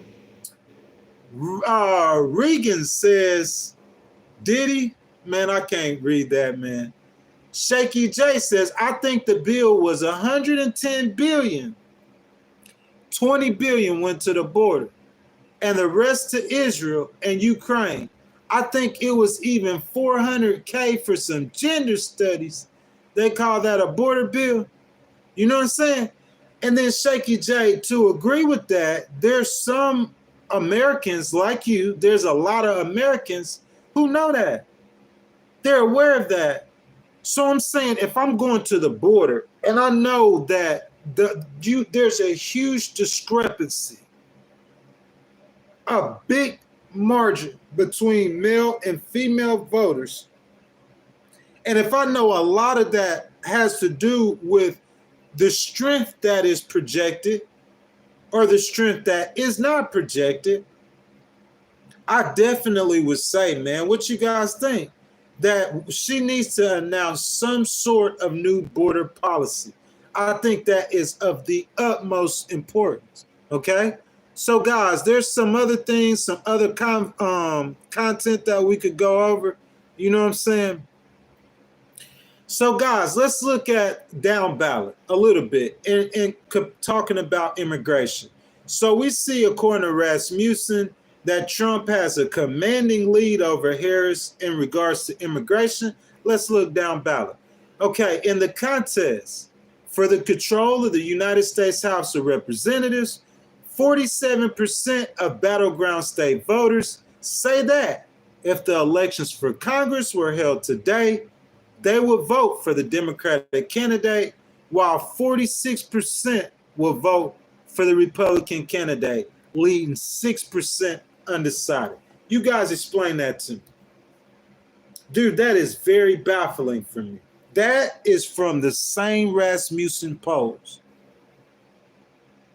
The same Rasmussen polls say that if the election were held today for Congress, that 47% of those battleground state pollers will vote for the Democrat over the Republican. What you guys think about that?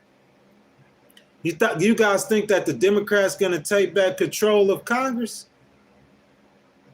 Maybe not all of Congress. Maybe you think they're going to take the House of Representatives back? Same poll, talking about the same content, immigration. But the electric, for some reason, they're not holding it against the Democratic candidates for Congress. They're holding it against the White House. And if they're holding it against the White House, I mean, in some way that's going to trickle down to VP Harris. Some people think VP Harris going to the border is risky. I do not at all. I don't think her going to the border is risky at all. I think it's necessary. I think she needs to go to the border and to give us new policy. I think it's necessary, man, to shore up her support with male voters, to show up her support with black voters. You know what I'm saying? Here we go, guys. We got a super chat. My boy, the Doomslayer.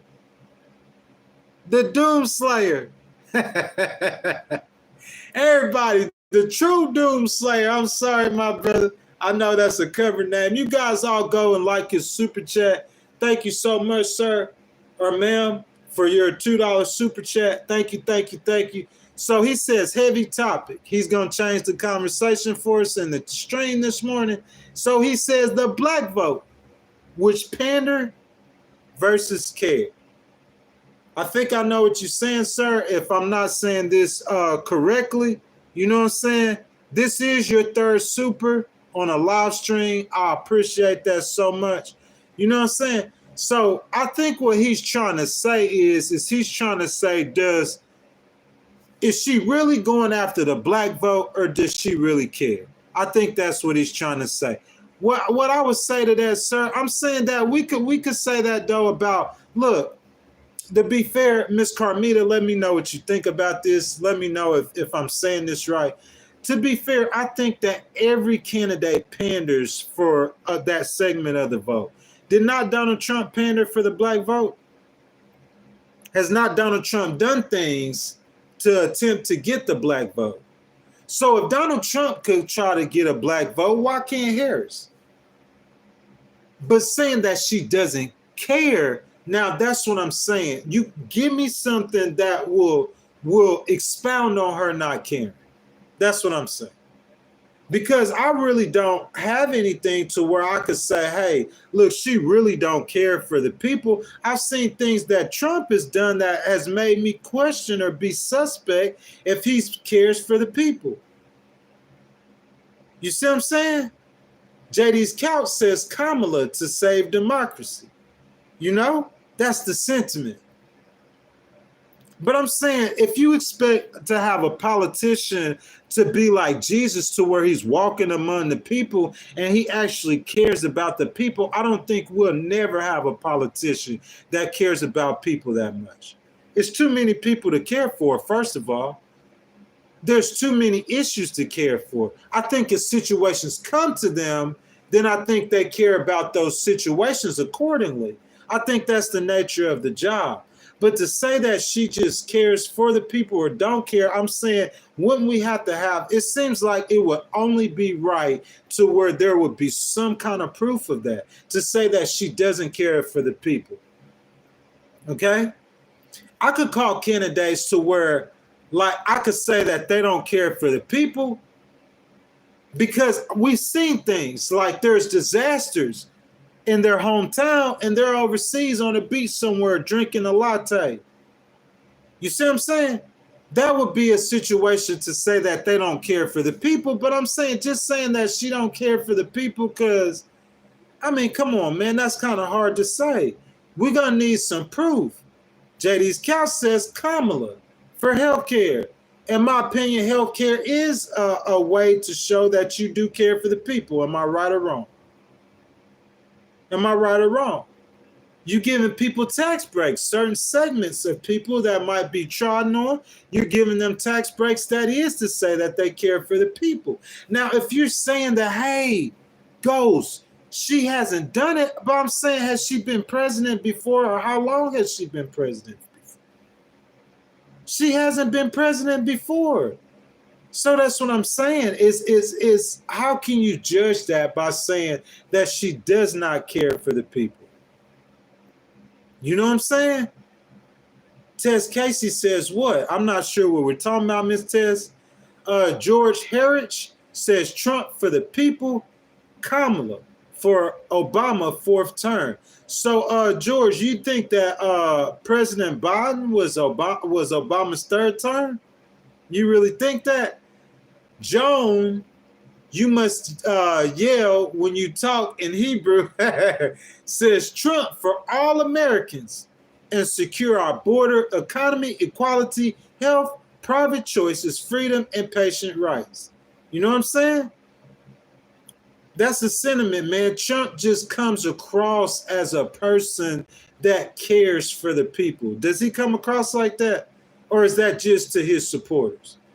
Because I would have to say that I have blessed up kid. I would have to say that his supporters think that.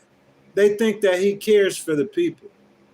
So at JD, Carmita, and Aloha Kitty, have you guys seen the Harris video that uses the music from the TV show The Nanny is Amazing? You know what I'm saying? I think somebody has said something about a video of you guys know anything about a video that Harris was pandering for black voters or something like that? I've seen someone say that a couple times in the chat, but I'm just saying, like, the hypothetical stuff, man, it's just hard. Miss Jamelia says, she says Bidenomics is working. She said that. Miss Jamelia, where she said that at? I can't say that we have the lowest unemployment rate we have since the 40s. We looked that up in here. 4%, 4.11% unemployment rate. You're not going to find a president with an unemployment rate low as that. 16 million jobs created. 16 million, man. I can't say that they have reasons to say that. But I'm saying, for someone to say that she doesn't care about the people, like, I want you to show me why you say that she don't care about the people. I need to see some sort of proof, okay? Something else I wanted to go over. So this is Rasmussen. You see what I'm saying? The major party vice presidential candidates are rated about equality by battleground state. We're going to have to get back to that. We got another super chat, guys. $2 super chat. So, Mr. The True Doom Slayer, my boy slaying all the doom.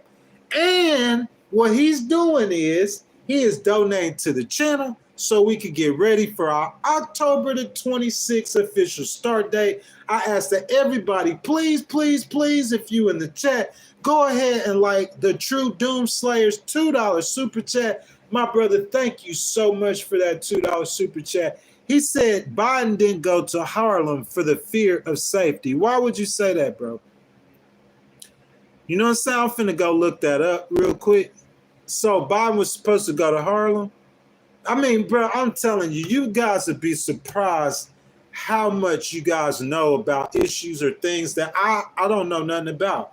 I hadn't seen on the news. I hadn't seen on YouTube. Man, I be watching all the time, and I didn't see it. So Biden was supposed to go to Harlem.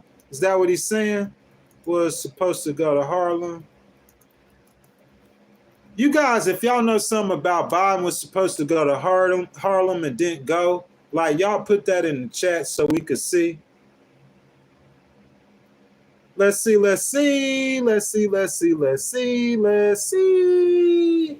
So MSN.com. Let's see what it's talking about. This was posted 5 days ago. It's from the New York Post, Ryan King. Can we trust the New York Post? If they're talking about Harlem, right? It is the New York Post. Confused looking President Biden fumbled and snapped at staffers after forgetting which world leader he was supposed to introduce at a press conference. I mean, come on, man. Biden 81 was supposed to call India's prime minister. I mean, that's what I pulled up on there. I mean, bro, like Biden's not president no more. I mean, I'm sorry, he is president. He's not on the ballot. He's not gonna be president. He 81 years old, man. Like, we gotta get him, man, some kind of break, bro. Don't we? 52 years in politics, bro. 52 years trying and fighting for the American people, the interests of the American people. I'm saying, even if you don't support him, even if you don't like Democrats, if you think he was the worst president of the world, you are an American, aren't you? And he had, in 52 years, he didn't pass any policies to help any Republicans. Come on, man. The man, 81 years old, bro. He served his country, bro. I really don't. I don't hate on him like that. I really don't. I don't hate on Trump like that. I do from time to time when his supporters get at me. But I will say this, though. Like I reported I on the stream, I went over this last week. Last week, Trump actually did go to Long Island. And he had the auditorium full with the overflow. That police estimated 50,000 people. And you know what that has to do? That has to do with this right here. Listen, in New York City is a sanctuary city, okay? We all know what's going on with the New York City mayor right now, you know what I'm saying, indicted for corruption. I don't want to speak on that.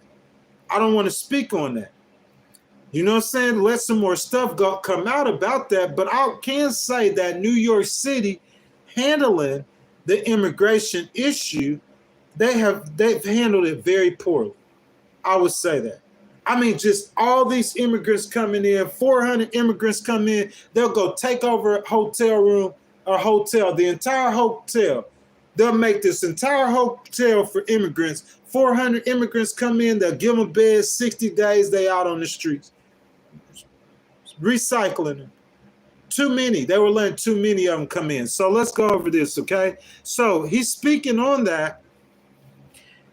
59% agree that the millions of illegal immigrants who have come into the U.S. in the last 4 years has created a severe shortage of housing, forcing rents and home prices to rise. You can't house all these people, bruh. I don't care how big your city is. Your city that big, you get 2 extra million people in your city. Where are they going to stay at? So you know what happens? Especially when the government giving subsidies to house some of these people. Those landlords, they going to say, oh, the government paying for them where the place to stay. We going to jack our rent up. So you know what happens? You get 60 square feet to cost $1,100 in New York. Don't believe me? Look it up. Not 600. Most of y'all think it's 600. No, 60 square feet. 60. That's what happens. You see what I'm saying? That's what happens. So I can't say that there isn't a problem that's being felt even in a city as blue as New York. I agree with that sentiment 1,000,000%. That's what the stream is about. Man, listen, I'll say this. If I could speak directly with VP Harris, this isn't for me. This is for the American people. I implore VP Harris. I challenge her to make policy or to announce a proposal that will help the American people, that will give the American people confidence. Confidence. You know what I'm saying? Confidence. Christopher Grant says Eric Adams for president. Christopher, could you educate me, please? Because I'm just being all the way real, like, you know what I'm saying? I've seen the indictment, you know what I'm saying? But I'm not all the way sure about, you know what I'm saying, the charges and everything like that. But it's going to be coming out. You know what I'm saying? So Jamelia says, black folk for Trump. Y'all hear what I'm saying? I'm going to sit back just for a second and let that resonate with you for a second. Y'all hear what I'm saying? I'm saying, listen to this. Listen to this. 4 years ago or 8 years ago, definitely not 8 years ago. 8 years ago, right? How many times have we seen black folk for Trump? How many times? So I'm saying those are margins that you have to make up. Huge margins. She says, we are fooled by your collard greens in the tub. Miss Jamelia, I hear you, baby. She says, and twerking artists to try to relate to us. Golly. That's strong words, man.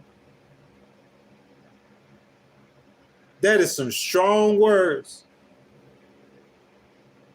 Some really strong words, man. I'm saying, like, Miss Jamelia, I would say that VP Harris has a lot of work to do. A lot of work to do. You see what I'm saying? With the black community. I don't think her vote is just given to her because she was black. Listen, if Trump was already, it's like she's running really, it's the strangest election in the world. Biden is the incumbent, but isn't it like Trump is an incumbent too? Because people know Trump. He was the president before. And then he ran for election before. He's been in the spotlight, and the political spotlight for 8 years. So the people know Trump. You see what I'm saying? It just looks like it's like incumbent on incumbent. And if it's incumbent on incumbent, I would say that Trump has a lot of strong support within the black community. He has built that and he has earned that. Am I right or wrong? Especially with black males. Especially with males in general. A lot of support with the black community. You see what I'm saying? Miss Kelly Quinn, Miss Kelly Quinn, I appreciate that, baby. You know what I'm saying? Christopher Grant says this is the only time in history a sitting mayor of New York has been arrested. That's pretty embarrassing, ain't it? I would say that's really embarrassing for the whole city. You know what I'm saying? But I'm saying to run and say that he's guilty, man, I think that he deserves his day in court. You know what I'm saying? That's just my opinion. You know, I'm a legal person. I believe in that. You know? I don't think you could just put him in jail without, right? Can you convict him before you let him go to court? Let him get convicted in court. JD's Couch says Kamala for joy. I think that helps her, JD's Couch. But at the same time, man, I think she needs to come across strong. I really believe that, bro.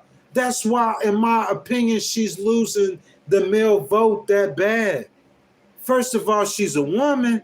So a lot of men probably are going to identify with another man. And then Trump isn't just a man, bro. Trump comes across like, oh my, I'm going to build a wall and I'm going to make Mexico pay for it.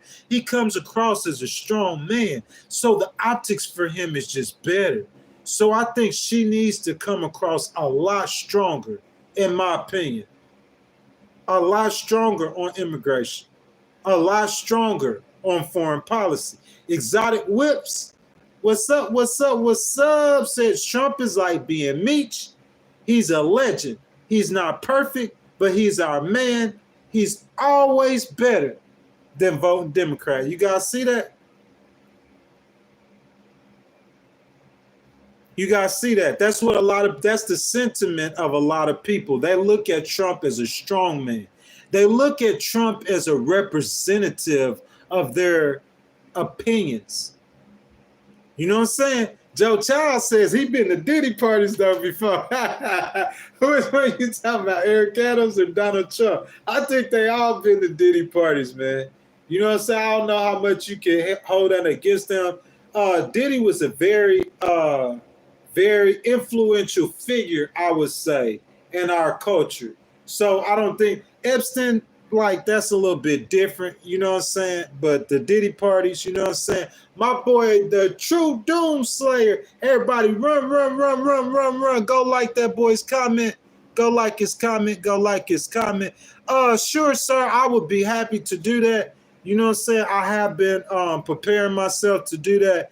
I mean, I'm a ask Miss Quinn, I don't know if we should wait till, you know what I'm saying, I'm all the way up, but I definitely will, though. I want to go out into the community. I want to do interviews with people in the community. You know what I'm saying? You guys, when y'all see me out interviewing, y'all going to see that I'm not biased. I'll talk to as many Republicans or more Republicans than I will Democrats. I'm not biased at all. Look, I'll raise you one. If you guys y'all convince me to vote for Trump by November 1st. That's a challenge. Put a challenge. I'll give you guys a challenge. You see what I'm saying? All my conservatives, all the people that support me, I ask you guys, convince me to vote for Trump. That's all I'm asking you. Convince me to vote for Trump by November the 1st. You know what I'm saying? That's why I talk like I talk to Harris. Harris, convince people to vote for you. You see what I'm saying? Convince you. Kelly says, JD going to talk to Ghost again. Sorry about that. Tess says, nope, he not scared. He kissed their buzz. Tess, what you mean? Gina Evans, how are you doing, ma'am? She says, I redirect your willingness to discuss topics on both sides. Miss Gina, what you want to discuss, baby? Just tell me. You feel what I'm saying? Just tell me, Miss Gina, whatever you want to discuss, we could discuss whatever you want to discuss. Frank says, do you cuddle after you kiss a guy? Frank, see, that's what, guys, you see what I'm saying? So the sentiment of a man is that, like, a man's man has to vote for Harris. Am I right? Has to vote for Trump, excuse me. Am I right or wrong? A man's man would see a candidate like Donald Trump and a candidate like VP Harris. They would say, like, if you're a man, why are you voting for Harris if you're a man? Am I right or wrong? That's what I'm saying, bro. If I was advising Harris, I would advise her to come out with some knuckle dragging the ground policies. Come out strong. Come out strong. She has to come across strong on issues that men look for strength in. You see what I'm saying? If we talking about the economy, I wouldn't necessarily say that men look for strength in the economy. Like, a lot of this stuff is on your own. You could do it on your own. Business people, what they'll look for is they'll look for people that don't try to come for them. Like, oh, you taxing too much money, or you trying to take my money. That's what rich people look for. I think a lot of poor people, like, they would look for someone who has, like, more of a kinder heart when we talk about the economy. So that's why, am I right or wrong? We've seen Trump's huge leads on the economy. Am I right or wrong? But over time, if we look over time, we've seen that Harris has deflated those leads on the economy, right or wrong. But with but her lead among men, bro, like, I mean, some of that you would expect her lead among men. You would expect that lead to stay what it is because she's running against a real live strongman, or what is viewed to be a real live strongman. So we would expect some of that lead to stay what it is. But I'm saying if she wants to shore up some of that lead, if she wants to shore up some of that lead, in my opinion, she needs to have strong immigration policy that she released today. You know what I'm saying? CX says you are being taxed and your tax money isn't being used for you. What is it being used for, Mr. CX? He says that's the issue. You see what I'm saying? Because Mr. CX, I would say there's a lot of Americans that are taxed, their money ain't used for them. There's a lot of rich men that are taxed, their money ain't never used for them. You see what I'm saying? Jeff Bezos, he get taxed personally. His money is his money used for him. He don't really need the help. But I think that's just part of America, America being a business. You see what I'm saying? That's part of America being like a business. Like, that's what we do. Like, that's part of the business, is that you pay into it in order to make it work. You see what I'm saying? Paying government salaries, CHS. That's, I mean, like, who's going to pay for the military to keep us safe? Who's going to pay for the police to keep us safe? I'm saying, are we going to depend on billionaires to do that? That's not their job. They just step up, get their money, they pay their share, and they get to be free to live their life however they want to. So that's a great point, CX. I thank you for that. I've seen you in here before, sir. I think he says education, infrastructure, and economy. Yes, that's what matters. Definitely. But I say, if you ask me about education, infrastructure, and the economy, CX, I would say that Harris isn't doing bad on those issues. Trump had a huge, listen, guys, I'm telling y'all, this is going to be some true stuff that I'm telling you. Trump had a huge lead on her as far as it goes with the economy. People look at Trump on the economy stronger than her. Am I right or wrong? That's just point blank. People view Donald Trump stronger than Harris on the economy. Okay? That being said, she's closed the gap on him on the economy. So it looks like her policies, I think the problem she has with male voters, I think the problem she has with immigration. Look, guys, this is what we're going to do. We're going to look up a polls on foreign policy.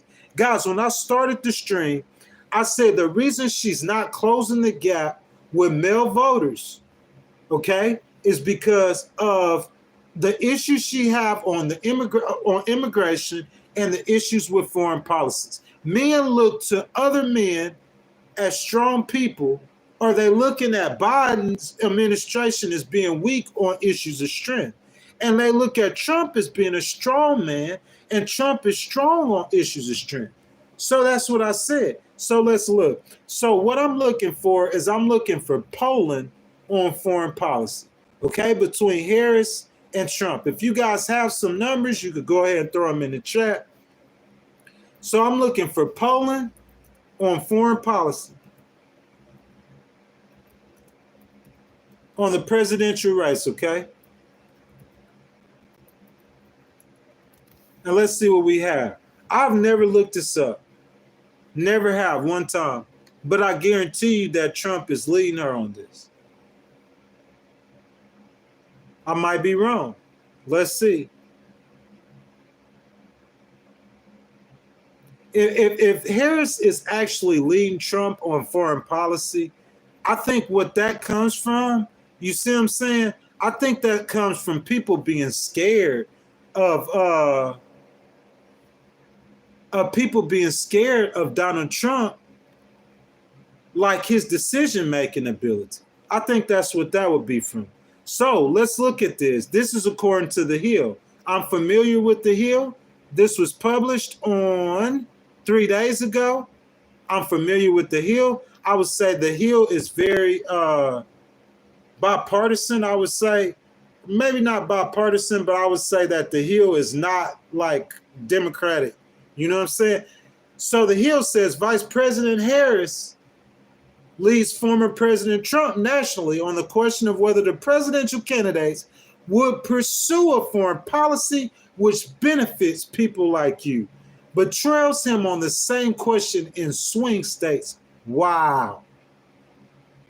So she's leading them nationally, but she's trailing them in swing states. 53% of Americans say Harris is more likely than Trump to pursue a foreign policy which benefits people like you, where 47% would. That's not good. That's not good for Trump. That makes him, to me, it sounds like the American people might view Trump as a warmonger of sorts. Not all of them, okay? The majority. The swing states in question in the August survey released Monday focuses on 3 northern battleground states, the blue wall states, Pennsylvania, Wisconsin, and Michigan, okay? And 3 southern battleground states of Georgia, Arizona, and Nevada. North Carolina, a 7th state, the 2 candidates are battling over were not a part of the poll. Trump has the edge over Harris among the northern swing state respondents, where he won 51%, and in the southern states, he won 52% according to the poll.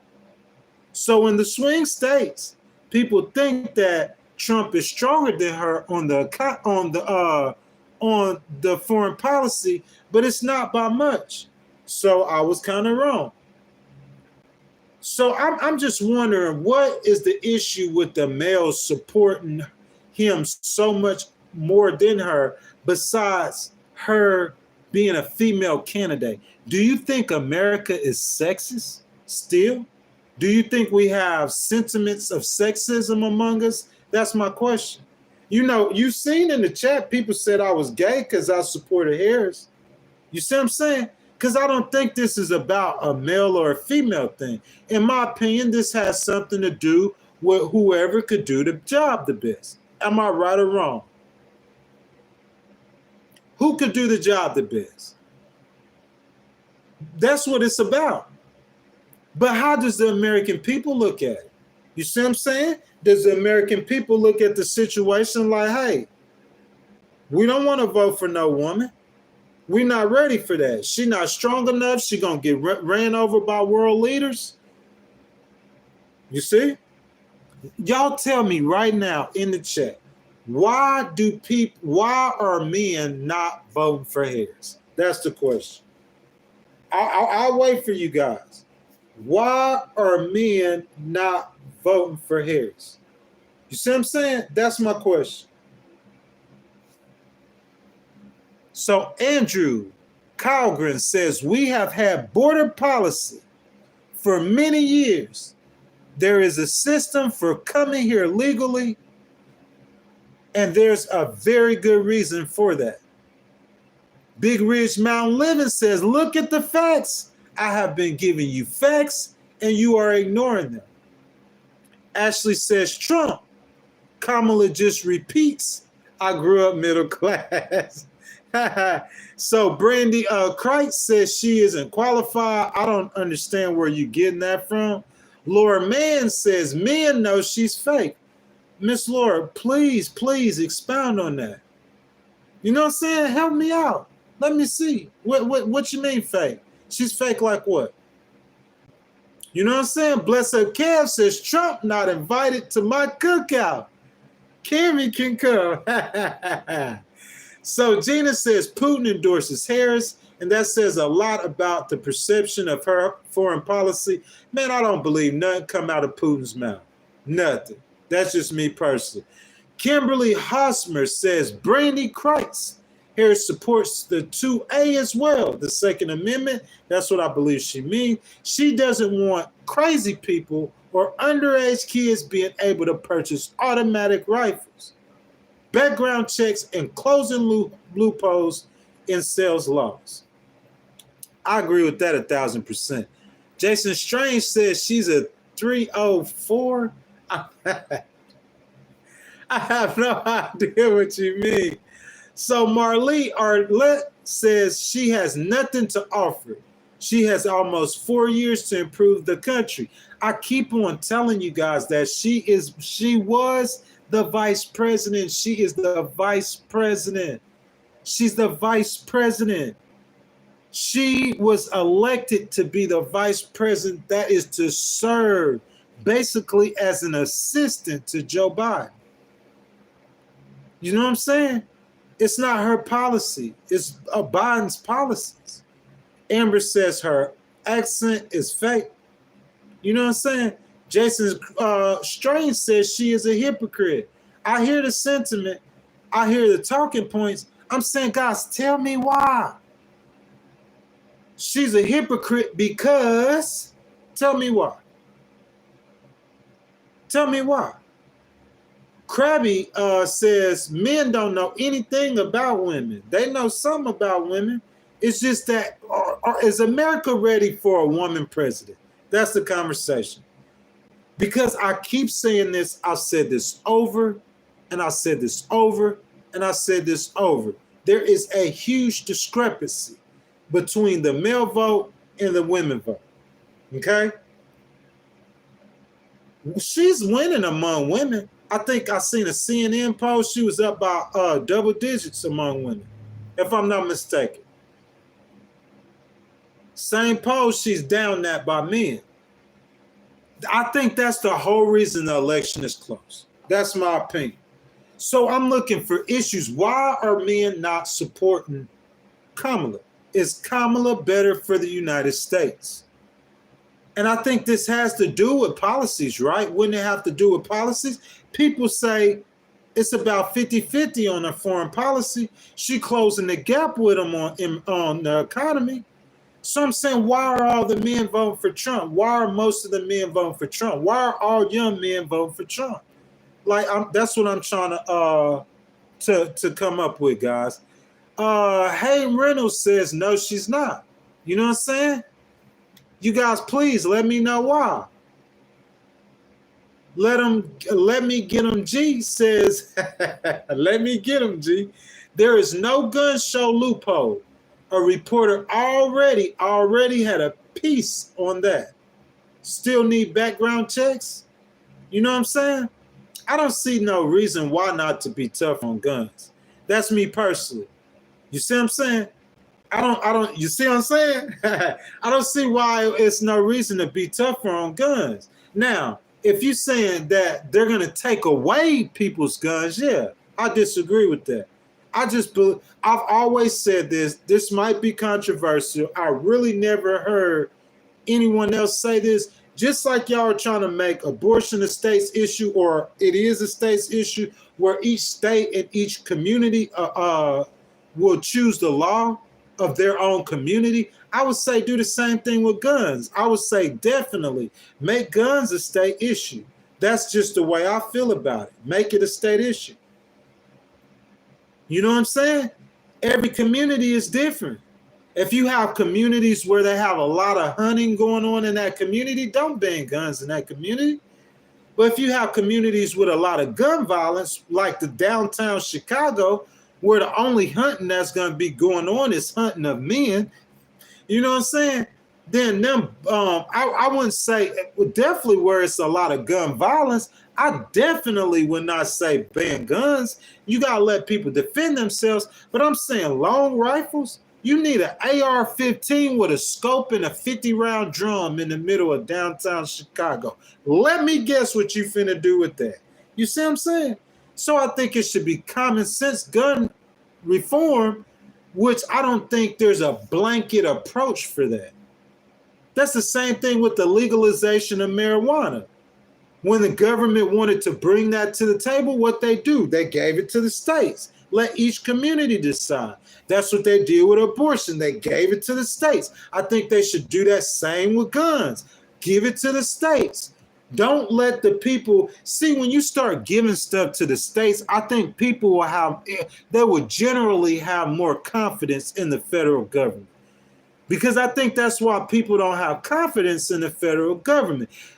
Listen, if you live in the middle of Alabama, northern Alabama, the people in the middle of northern Alabama don't want no liberals and Democrats deciding what they should do in their own community. Does that make sense? So if you leave that issue to the states, let them states in their own community, let them decide in their own community what to do about that. Does that make sense? You guys, I ask you guys, please, please, please, if you hadn't hit the like button, go ahead and hit the like button. Most of you guys in here, I know I see you guys have subscribed to the channel. You know what I'm saying? Thank you for your subscription. But if you have not subscribed to the channel, subscribe to the channel. Hit the notification bell, guys. And if you guys want to donate to the channel, go ahead and hit that super chat. You know what I'm saying? And go ahead and let your voice be heard. My boy, Michael Rowe, thank you, brother, for your support. He says, say heck nah to Project 2025. Heck nah to dictatorship. Heck nah to Trumpism. Heck nah to Trumponomics. Y'all hear me? That's what Michael said, man.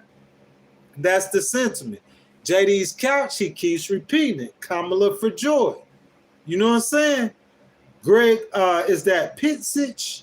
I hate to mispronounce you guys' name. He says, the right of the people to keep and bear arms shall not be infringed. Mr. Greg, I agree with you 10,000%.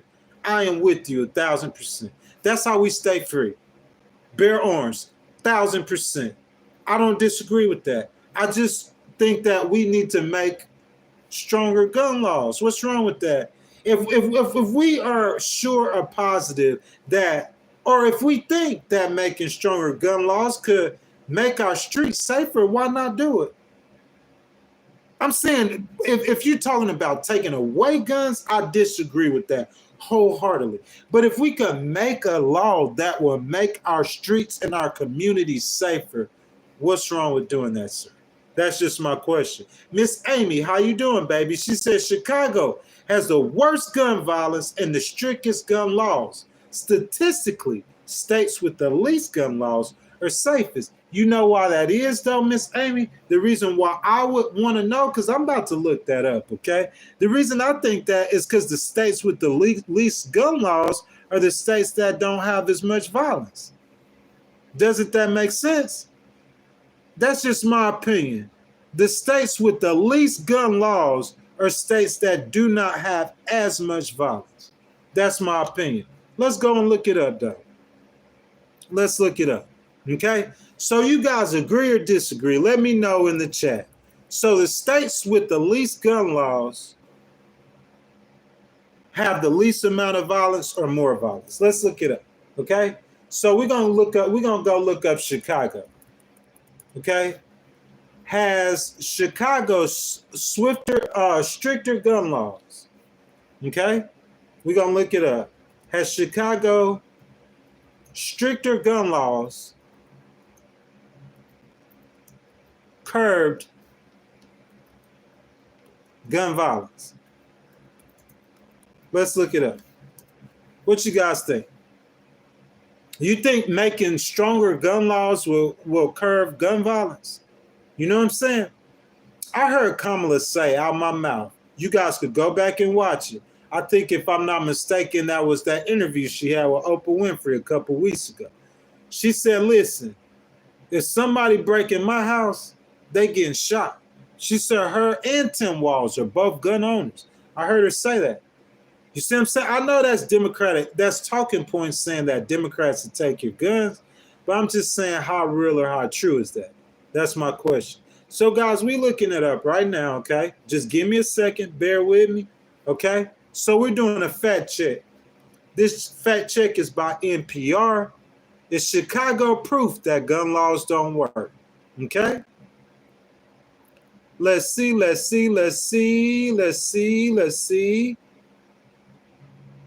Okay. So it is also true that more than 4,000 shooting victims in Chicago in 2016. Also true that Chicago has suffered a massive amount of gun crime recently. In 2016, homicides in Chicago sharply rose, most as a result of gun homicides, and the University of Chicago Crime Lab found this January report. Gun homicides in the city rose by 61% between 2015 and 2016. That helped make the gun homicide rate in Chicago particularly high compared to other similar cities. The rate was 25.1 per 100,000 residents compared to 14.7 in Philly and just 2.3 in New York. Wow. Looks like New York seems like, as far as gun control, New York is pretty safe. What about New York? Do they have strict gun control laws? So let me see. I'm trying to get data to where we could do the comparison. Okay? From when they first began the regulation. Because if you guys know, Chicago has always had problems with gun violence. Has always had those kind of problems. So I'm saying, if you look at their numbers today and say, hey, look, they got a lot of crime going, but they didn't took. I'm saying, like, how long is it going to take? Because listen, if you just go out there tomorrow and I say, okay, I live in Houston, okay, so we're going to ban guns in all of Houston Metro. That's up to the Woodlands. That's over to Conroe. That's down to Humble. That's down to Sugar Land. Or go even down as far as Galveston and just do the whole metro area. All the guns, we banning them. I'm saying, so you're going to look up numbers. How long is it going to take to get all the guns off the streets? First of all, that's the first question. Because you make a law banning guns, that you might not even have all the guns off the streets in 3 years. How are the guns off the streets yet? All of them? You know what I'm saying? You got to look at those factors, man. I just can't see. This is just me personally, okay? This is just what I see. I cannot see, me personally, that you taking all the guns off the streets and that it's going to be just as dangerous. Where are they getting the guns from? You say from the black market. If they getting guns from the black market, you ain't take all the guns off the streets. You took the guns from the legal gun owners. Because this is what I'm saying. That same gun ban in the Houston metro area. I'm saying, if in this drawer right now, okay, if I had a 9mm and it wasn't legal, when they ban the guns, they just counting the legal guns. They're not counting the illegal guns, because the illegal people ain't gonna give up their guns. Am I right or wrong? So they say, oh, we got 60% of the guns off the streets. All you counting is the guns you got serial numbers and records on, because the illegal guns are still on the streets. How you know where they at? That's what I'm saying. Those numbers, you got to be careful with looking at those kind of numbers. You just got to be careful when you look at them. But that was a great comment. I think that was Miss Amy. Thank you for participating. Miss Amy, you guys, if you guys have not, will you guys please, please, please like the video? You know what I'm saying? Hit the like button on the video. Hit the subscribe button, the notification bell. You know what I'm saying? If you guys want to have you want to discuss a certain conversation with the chat right now, all you guys have to do is hit that super chat, and whatever you guys super chat, I appreciate the donation, and you guys are gonna change the topic of the conversation. So Miss Kelly Quinn says, I want to send a thank you for you guys keeping the chat clean. I really appreciate you coming to the table with real feelings and real thoughts. Miss Kelly Quinn, I want to thank you, ma'am. You see what I'm saying? For moderating the chat. You know what I'm saying? I think that you control the flow of the chat completely. You know what I'm saying? Just continue working, continue trying to build the channel. So thank you, Miss Quinn. Let's see. Maggie B says, when you outlaw fine, only outlaws will have guns. That is a very major concern. Very major concern. Because if you taking the legal guns away, then it's like you like the criminals are. It's the criminals and the police now, and the regular law-abiding citizen. Hey, you know what I'm saying? That's why, I hate to say this, but if we got in a situation where they might possibly considering taking away the guns, I would say that you probably need to be able to defend your family. And they can't touch the black market guns. They don't know where they are. Am I right or wrong? You know what I'm saying? Brandy Crate says she got it for Willie Brown. You know what I'm saying? That stuff, Miss Brandy, that I really don't touch on that. Because we could talk about Trump and Laura Loomer. You see what I'm saying? Because y'all go back to Willie Brown. I'm saying, but when have we heard her cheating on her current husband? You know what I'm saying? Everybody got a past. Everybody did something when they were younger, including me. All of us. But I'm saying Trump right now, 78, and he's still getting accused of cheating on Laura Loomer. That's what I'm saying. It's your mentality. Before I say something out my mouth, I'm going to think about it. So I'm not going to accuse somebody in this chat. You know what I'm saying? I'm not going to accuse them of doing anything without, like, knowing that I could be doing the same thing. That's just me personally, though. You know what I'm saying? DG says criminals don't turn in guns. That's true. That's exactly right. You know what I'm saying? Miss Renee, thank you, baby. Everybody see Miss Renee's comment? You know what I'm saying? I ask that everybody right now, stop what you're doing. Go over to Miss Renee's $5 super chat. Go ahead and show her some love, guys. It's in the chat. You know what I'm saying? Even if you guys are just in here hanging out, I'm asking that y'all go over to Miss Renee's $5 super chat and go ahead and like it. Miss Renee, baby, thank you for that $5 super chat, that donation. She says, Clinton weapon assault, 10-year ban, passed in 1994. There was a big drop in mass shooting. When it expired, they rose again. I just agree with that sentiment. It just don't make no sense. Listen, if you gonna ban guns, okay, like you gotta be able to get all the guns. Because if there's still shootings, then the guns are not banned. They're banned legally, but they're still, you hadn't got rid of them. I think if you pass a gun law, I think you'll have to wait like 10 years. And I don't think you could just, I think within the police departments, you need to be able to put policies in to where, aggressive policies, to where they could go get those firearms. But you need a task force for that, to get those guns out your cities. American Road Runner, how are you doing, my brother? Welcome to the Legal Wars podcast. Go ahead, hit that like button for me. Hit that subscribe, the notification bell. I thank all of you guys for being with me, staying with me for over 2 hours. Miss Renee, baby, thank you for that $5 super chat. But Miss Renee, you understand what I'm saying? I agree with you 1,000%. I think if there's still gun violence after a gun ban, it's because you hadn't got the guns. Make it make sense. If you got the guns off the streets, how can there be gun violence? You feel me?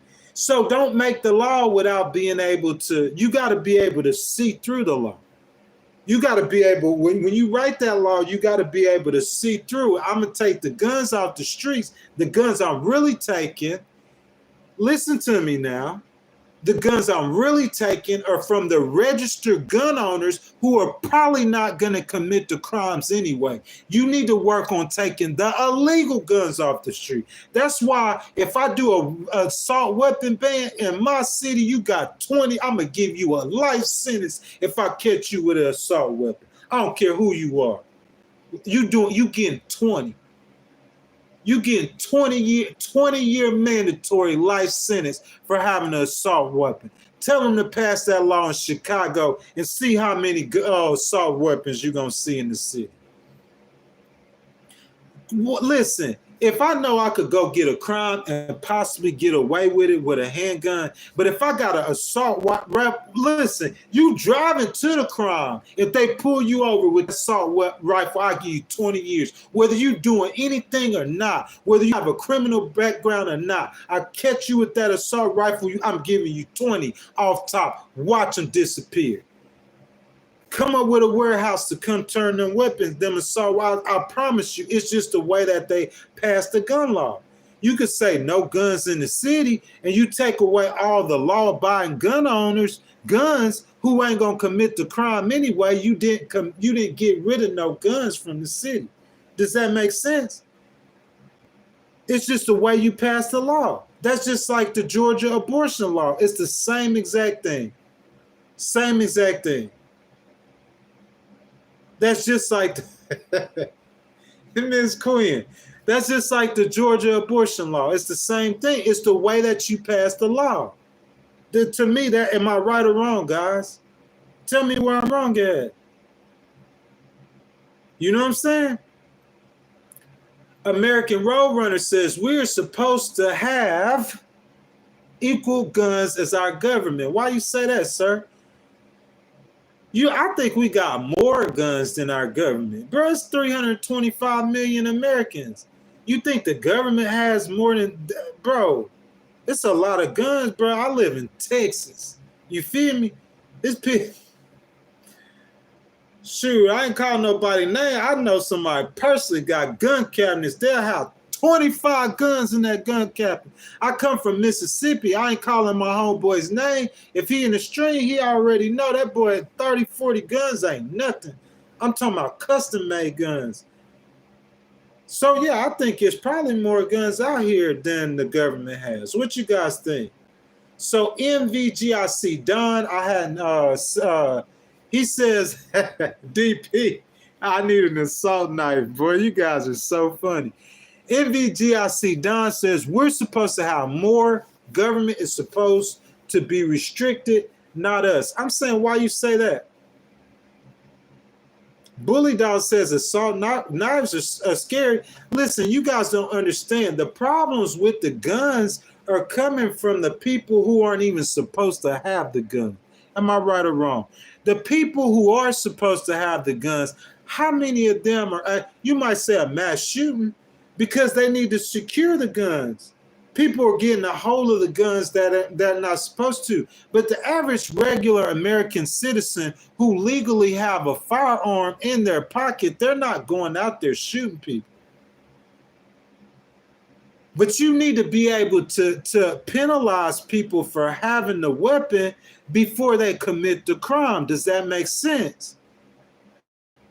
Stop and frisk, pulling people over. I mean, it's gonna be, bro. It's a tough process. We can't just say, "Hey, we don't want no more guns on the street." Ta-da! They're gone. That's not realistic, bro. You gotta go out there and get them guns up off the street, bro. That takes some work. That takes some planning. That takes some. Oops, that law didn't work. We need to go back and fix that and pass this law. Oops, it's gonna take some years, man. And still and all, while you trying to get the guns off the street, I still and all say that taking somebody's handgun would be crazy. You can't take people's handguns, right? People gotta have a way to defend themselves, right? So I think that's an issue, man, that it's gonna be tough for us to, you know what I'm saying? So Kimberly Hosmer says background checks, including any domestic violence or other violent crimes, disqualify you. Require insurance just like we do for cars. Training and must pass proficiency tests to get a license. That is very good, ma'am. Thank you so much for that comment. I hope you subscribe to the channel. I hope you like the channel. You see what I'm saying? I really appreciate that. Here's what I'm saying, though. I think the question is about the guns that are already on the streets. What do we do with the guns already on the streets? How do you go get them? Because the criminals are not going to come in and turn in their black market guns. That's the question. The guns that's already on the streets, how do we get them off the streets? Gun that's already out there. You see what I'm saying? Coyote Joe says, where is the public to charge to take all the guns from the cops? Good luck on that. You know what I'm saying? Good luck on that. You know what I'm saying? Taking the guns from the cops. That's what the young lady before was saying. They've been through the training, though. You're going to be hard-pressed to find, well, not hard-pressed. It's just highly unlikely that you'll see police officers making errors with the weapons that regular people would make. See what I'm saying? it would be, I'm not saying that it doesn't happen. Don't get me wrong. I'm saying in relations to the numbers, how many people in America or how many people in America die from gun violence daily? Okay, let's look it up. Let's do everything I do. My opinions are based on numbers and facts. Numbers and facts, I look at it, I start reasoning, and it forms my opinion. How many people die from gun violence? Okay? We're not talking about diabetes. You feel me? We're not talking about something that, or car wrecks. I'm talking about gun violence, completely avoidable. How many Americans? No, we're just saying how many people, right? How many die from gun violence in the U.S.? Are we going to say daily, y'all? Or how are we going to say? How many people died in the U.S. from gun violence? What are we going to say? Yearly? Let's say daily. You see what I'm saying? Let's say daily. This is the Pew Research Center. I know every last one of us trusts the Pew Research Center with numbers like this, right? How many people died in the U.S. from gun violence? More Americans died of gun-related injuries in 2021 than in any other year on record, according to the latest available statistics from the Centers for the Disease Control and Prevention. That included record numbers of both gun murders and gun suicides. Despite the increase in fatalities, the rate of gun deaths, a statistic that accounts for the nation's growing population, remained below the levels of earlier decades.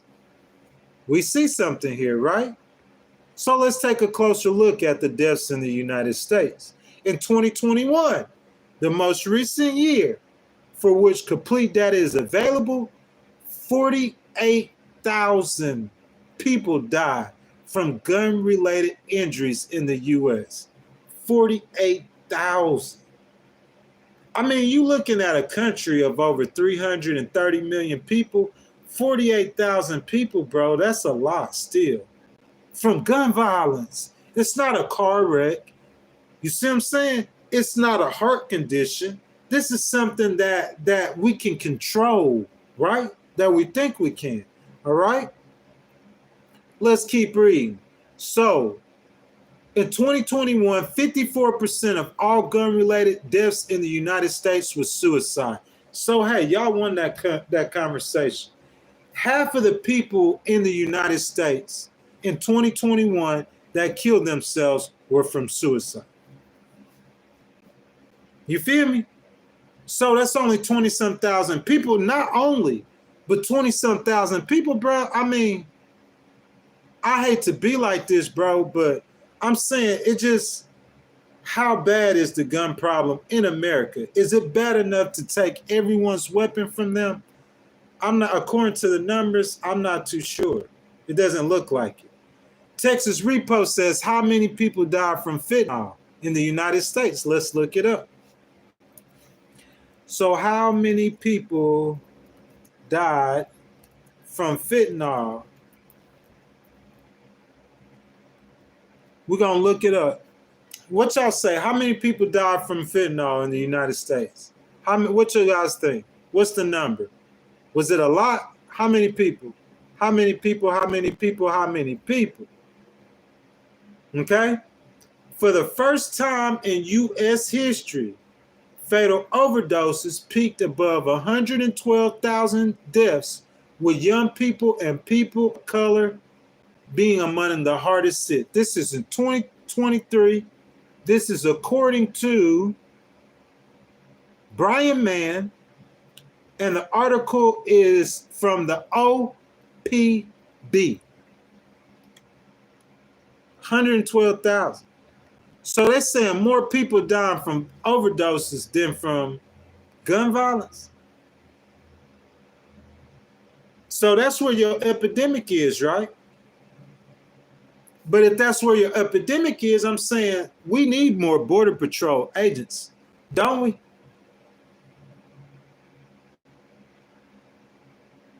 Don't we? Do we need more Border Patrol agents? Y'all let me know.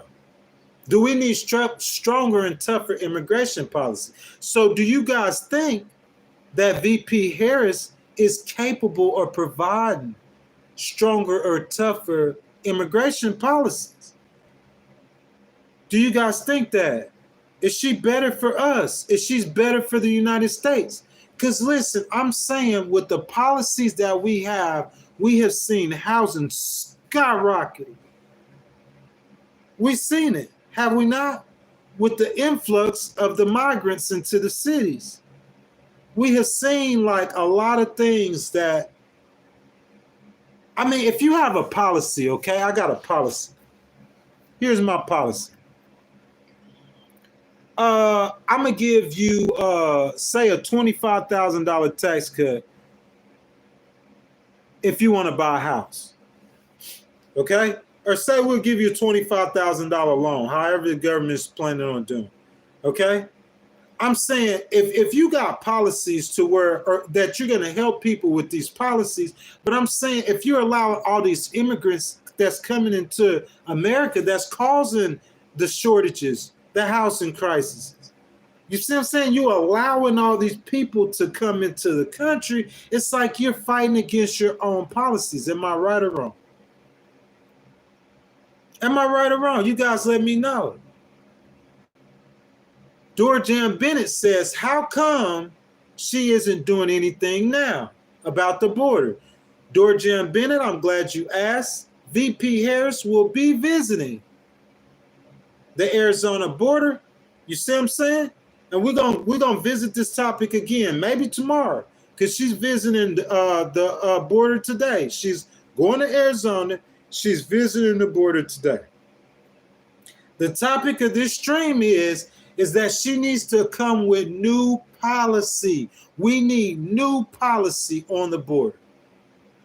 In my opinion, just saying that Trump blocked a bill that Republicans are saying we blocked because it had pork in it. It had less money for the border and more money for everything else. That's why we blocked it. The Republicans are saying that was a political play. So I'm saying that with the American people, guys, tell me if I'm right or wrong. We need policy. I want to hear policy from Harris, not talking points. We want to hear policy today. You know what I'm saying? Drew Jubb says, good morning, young man. Good morning, sir. I don't know about how young I am. I know you see them grades. Now let me stop. You know what I'm saying? Robert Walker says, no black pen, no black vote. What you mean, sir? This ain't no black pen. This is a plan to help all of America, sir. I know you guys, a lot of you guys just jumping in the stream. Welcome to the Legal Wars podcast, man. You know what I'm saying? I'm going to just give you guys some numbers. That's what we did. Okay? We went over some numbers. Okay? So, this is according to a Rasmussen poll, 5,671 likely voters, not registered voters, likely voters, people who are probably going to vote. Okay? Rasmussen asked the voters in Arizona, Michigan, Nevada, Pennsylvania, and Wisconsin in August, okay, to show the perception of the American people have on the two candidates on immigration. We could talk about Obama. We could talk about Biden. Those two guys are not on this ballot in 2024 for the next 4 years. It's Trump or it's Harris, okay? The comparison. As to rate the immigration policies of President Biden's administration, 14% of those voters said they were very successful. That's in trouble. That's underwater. 28% of those voters said it was somewhat successful. Okay? Very unsuccessful, 38%. That's not good, bro. That's underwater. Listen, according to Rasmussen, if Harris were elected president, only 26% of battleground state voters believe her immigration policies would be better than Biden's. Bro, that is, ooh, you talking about an election that could be decided by 20,000 votes, bro. An election that can be decided by 20,000 votes. Do your research. That last election was decided by 20,000 votes in 3 states. Now you talking about numbers that's even closer. That's even closer. Much closer. Look at Biden's poll numbers nationally and look at Harris's now. Much closer. How you guys feel that Biden did on the economy? How? Just tell me. Let me know. How you guys feel that Biden did on the economy? You think he did a great job? Let me know. I think the sentiment of most people would say that he didn't do a good job. You see what I'm saying? 26% said that she would be better than Biden. Ain't that what it said? Don't hold up. Let me get it right. 26% believe her policies would be better than Biden's. So the majority of the people don't think she'd be no more better than Biden. That's a big fail. That's a big F on immigration. VP Harris, here's your chance, baby. Go shine. You are the sitting vice president. You're going to Arizona. You made a great decision, in my opinion, to say, hey, I'm going to go to the border. I don't care what they say, what they try to tie you to. They say you the border czar. Who cares? We're talking about the informed Americans, the informed, unbiased Americans who want to support you. You made a great decision to say, hey, I'm going to go to the border for myself in Arizona. Happening today. When you go to that border, you turn around, you stand at that podium, you are going to be speaking to millions of Americans who want to hear what you got to say. Is she going to even speak? Is she going to, what's she going to highlight? I'm saying if you talk about that border bill that Trump blocked, I'm saying to me that's a ploy. That's a ploy. People have heard that already. You still losing by 20 on. With men don't view you as being a strong candidate, a strong nominee. That's facts. You could watch MSNBC and drink that Kool-Aid, and then Donald Trump finna be the next president of the United States. That's fact. If you drink Kool-Aid as a Democrat, you are going to lose in November. Listen to me. What's the day? September 27th. Mark out my words. If you drink Kool-Aid as a Democrat, you are going to lose this election. Going to. Point blank, period. You did that in 2016, and you see how it turned out. Trump going to be 47. And when we come back in this stream in November, we're going to be talking about Trump being 47. You got to get off that Kool-Aid. The American people want to hear. They want to know. Because listen, we could play our little games and we could do our little whatever we want to do. But the American people are about to decide. They're about to decide. So if you ain't no different than Biden, why would the American people vote for you? Why are the American people going to vote for you if they don't think you different than Biden? Because if Biden would have stayed in the race, Trump would have walked the dog on him. Am I right or wrong? That's no disrespect to President Biden. But he couldn't beat him in the election. That's the American people speaking because they wanted to change from that. But if you're going to stay on that course, then I promise you, if the American people don't believe you, you're not going to win. That's just facts. You see what I'm saying? If you want to, bro, like as Democrats, all Democrats talk about Barack Obama. But Obama was a different kind of candidate, bro. He was a different kind of Democrat, bro. We see how he governed. You see what I'm saying? So I'm just saying, man, that's my piece. What you guys think? Oh, God hustle. What's up, my brother? Trump must be more of a leader if he could block a bill as a civilian. It's not the Republican Party, it's the Trumpican Party. I said that before. Guys, thank y'all. All my new people coming into the chat. Thank you for being a part of the process. Welcome to the Legal Wars podcast. I ask that you guys please hit the like button on the video. If you hadn't already, subscribe to the channel. Hit the notification bell. Show your brother some love. Jump down in the comments, guys. Guys, we got probably about 20 more minutes, guys. Go ahead, get that super chat in. You know what I'm saying? Whatever you want to talk about the last 20 minutes, go ahead, get that super chat in, and we can go ahead and talk about what you guys want to talk about. Miss Kelly Quinn says, Greg, yes, I do think it's a good idea. I'm, for one, am not backing down to a bully. My God is not a God of chaos. Thank you, Miss Kelly, for that comment. You know what I'm saying? To the beautiful people, Miss Quinn says, who are choosing just to listen, thank you guys for being out there. Please remember to share kindness, hit the thumbs up, and also please feel free to join in. I know Miss Kelly don't like me doing this, but Miss Kelly, thank you. Everybody tell Miss Kelly thank you for being such a great moderator. Robert Walker says, don't matter what party, if a civilian could block a bill, y'all stand on that. Y'all stand on that. Bro, I'm just saying that he appears to be a strong man. Am I right or wrong? When people look listen, that's what the context of the majority of this stream was about today. That was the context of this stream.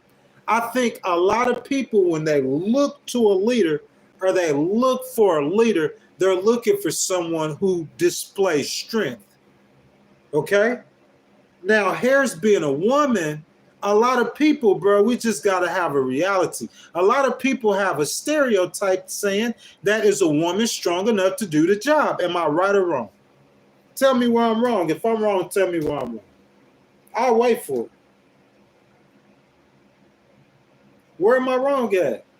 A lot of people have the mentality, in my opinion, a lot of people have the mentality that a woman's not strong enough to do the job. And at the same time, they look at Trump as being a strong man. That's why Harris is losing so much with males. That's why she's losing with black males. I mean, bro, you have to do something, because that can, with an election of inches, that could cause you the election. Miss Gina Evans says immigration is chaotic, economy is chaotic, foreign affairs and border security is chaotic. You know what I'm saying? That's even with a 4% unemployment rate. People have that sentiment. And Harris, she announces it. She acknowledges it, that they aren't doing better financially. 16 million jobs created. People have that sentiment. That's scary. You know what I'm saying? Alicia Gresham, I haven't seen you in here. Ma'am, welcome to the Legal Wars broadcast. She says, how rude, Brad. No, I don't. I've been watching both sides for the last 3 years. Switch up your algorithm. Learn a little. You know what I'm saying? Thank you for that comment, Miss Alicia. Hope you keep participating in the process. Hayes Duchess says, nothing she says makes sense. She talks in circles. A lot of people say that about, Donald Trump. So I'm saying people probably could say that about different people. It's just about the way they relate to that person. You know what I'm saying? How much you feeling them. Mike Herron, I hadn't seen him in here before. He says, Trump 2024. Is that Steve or 5T? He says, we have to unburden what has been Biden and Harris. Laugh out loud. Bro, that is a sentiment. I say that a whole lot, guys. A whole lot. That is definitely a sentiment with a lot of people. Cost of autism. Gifted Legal Wars a podcast membership. I think that is our third membership. You know what I'm saying? that we have. You know what I'm saying? Our third membership, guys. If you want to become a member of the channel, I think the lowest membership is the loyalty, and I think that is $1.99 to become a member of the channel. So I appreciate the support. You know what I'm saying? Anybody, guys, if you guys want to support the channel, I love you guys for that from the bottom of my heart. Thank you guys so much. Kush Boy 420, there go my dog. Bro, I've been wondering where my dog was. She said, what is she visiting that place for? She's already opened it up. Kush Boy, this is her opportunity, my brother. This is her chance.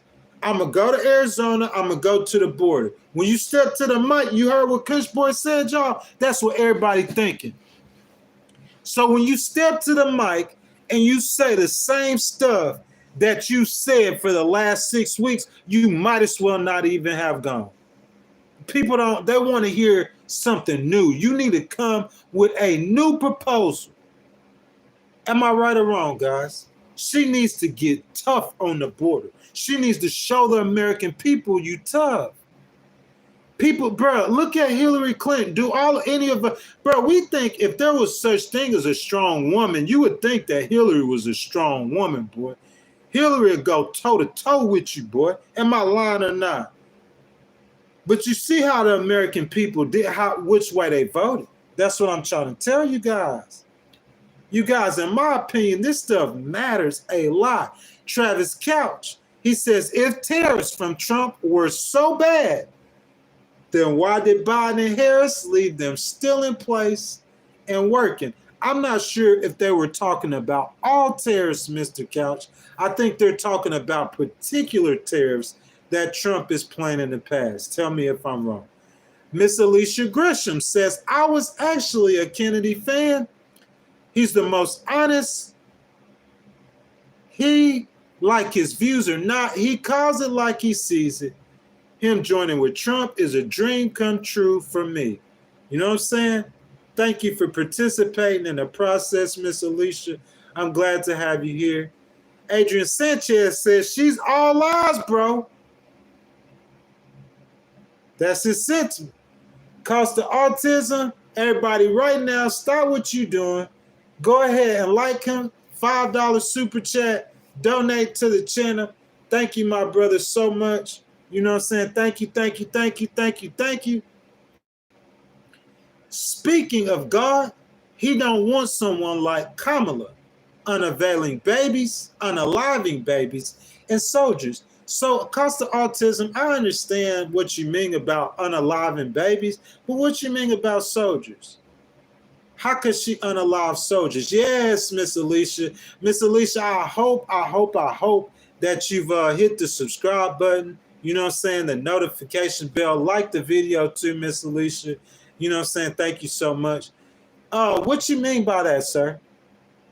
Could you explain that to me? Like, so I understand the unaliving babies part. You're talking about abortion, but I mean about the soldiers, okay? The unaliving babies part, I think didn't that happen under Biden administration? It don't matter what president that becomes president. Like the Supreme Court is making the law. It's the Supreme Court. So what can Harris do if she becomes president she's going to have to go through Congress. The Republicans, you know how long that issue with the Roe v. Wade been? The Republicans fought it. They never gave up on that fight. So thinking that that fight is just going to be in the American mainstream for a very long time. And I'm not sure that one person can get a upper hand on the other person in that fight. Does that make sense? But unaliving soldiers, I would definitely like to know what he means about that. So, yes, indeed. So Robert Walker says, you making it seem like Harris isn't in office as we speak. She could close the border without Congress. Sir, come on, man. I've said this so many times. Harris cannot close the border. Harris cannot close the border. You guys think that she can just do what she wants to as a vice president. No, she cannot. Guys, I've told you this before. I'm going to build a wall and make Mexico pay for it. See, y'all making me do this. I didn't want to do this. I'm going to build a wall and make Mexico pay for it. You know how much of a wall he built? 500 miles of fence out of a 2,000-mile border. You didn't build no wall. You built a portion or a fraction of a big, beautiful wall of China. Y'all remember that, right? See, I have to bring this up. You're making me bring this up. I'm going to deport all 11 million illegal immigrants. He deported 2 million of those immigrants. Okay? In his one term. Obama, in his first term, deported 3.2 million immigrants, and he didn't do all that talking. Okay? You say, why you say that? Because Biden was Obama's vice president. So while Obama's sitting there kicking them out left and right, get out. You're out of here. You're out of here. What was Biden saying? He couldn't do nothing about it as VP. You feel what I'm saying? Because that's Obama's policy. Am I right or wrong? So we don't know how Harris feels about immigration. She is not the president. It is not her position to make that policy. That's Biden's position. What Biden did, this was during COVID, okay, or during the downturn of COVID. He appointed her to do a study on the migration of immigrants into this country. And as he appointed her to do that study, guess what he did? He opened up the border. You can't say that she would do that. Just like we thought that when we first voted for her, some of us, oh man, this guy was he was Obama's vice president. He was Obama's vice president. Here come them deportations. He gonna be strong on immigration. It was the exact opposite that happened. So that's what I'm saying. We don't know what Harris gonna do. She's not the same as Biden. That's not her policy. Mike Pence might not have wanted to close the border, but Trump did. That's Trump's policy. Am I right or wrong? Adela Castillo says she's voting for Harris. DG says don't let her fool you. People, why don't you see? Do what Biden put her in charge of. You know what I'm saying? I mean, hey, that's what you guys thinking. That's your opinion. Kimberly Perry says we need to pray. I agree with that, Miss Perry. I agree with that. 10,000%. 20,000%. I agree with that, Miss Perry. Robbie V says, why do I always see you on YouTube like talking about politics? That's what we doing right now, my brother. We have a very important election coming up. You know what I'm saying? I wanted to give us a safe place to discuss the election. That's what we do. That's what we do all the time. Every day we come live, it's a safe place to discuss the election. Republicans welcome, Democrats welcome, RFK supporters welcome, everybody's welcome. Where are you going to go that does that? I'm so fair. I try to be as fair as I can. You see what I'm saying? And I mean, just the sentiment that I'm getting from the people who support this channel, they've been asking, is Kamala better for us? Is she better for the United States? She's going to Arizona today. She's going to the border. This is her opportunity. Does she have any new border policies? You know what I'm saying? Kelly Quinn says, I'm loving me some Alicia. I agree with that sentiment. You feel me? Miss Kelly, she seemed like a cool person. You know what I'm saying? She seemed like she had some really good ideas. You know, just like you are, Miss Kelly. Alicia says, we absolutely need to pray for all of our country, the world that matters. 1,000%. You see what I'm saying, Miss Kelly? I just like that. You know what I'm saying? I tend to like, even the y'all gonna get at me for this.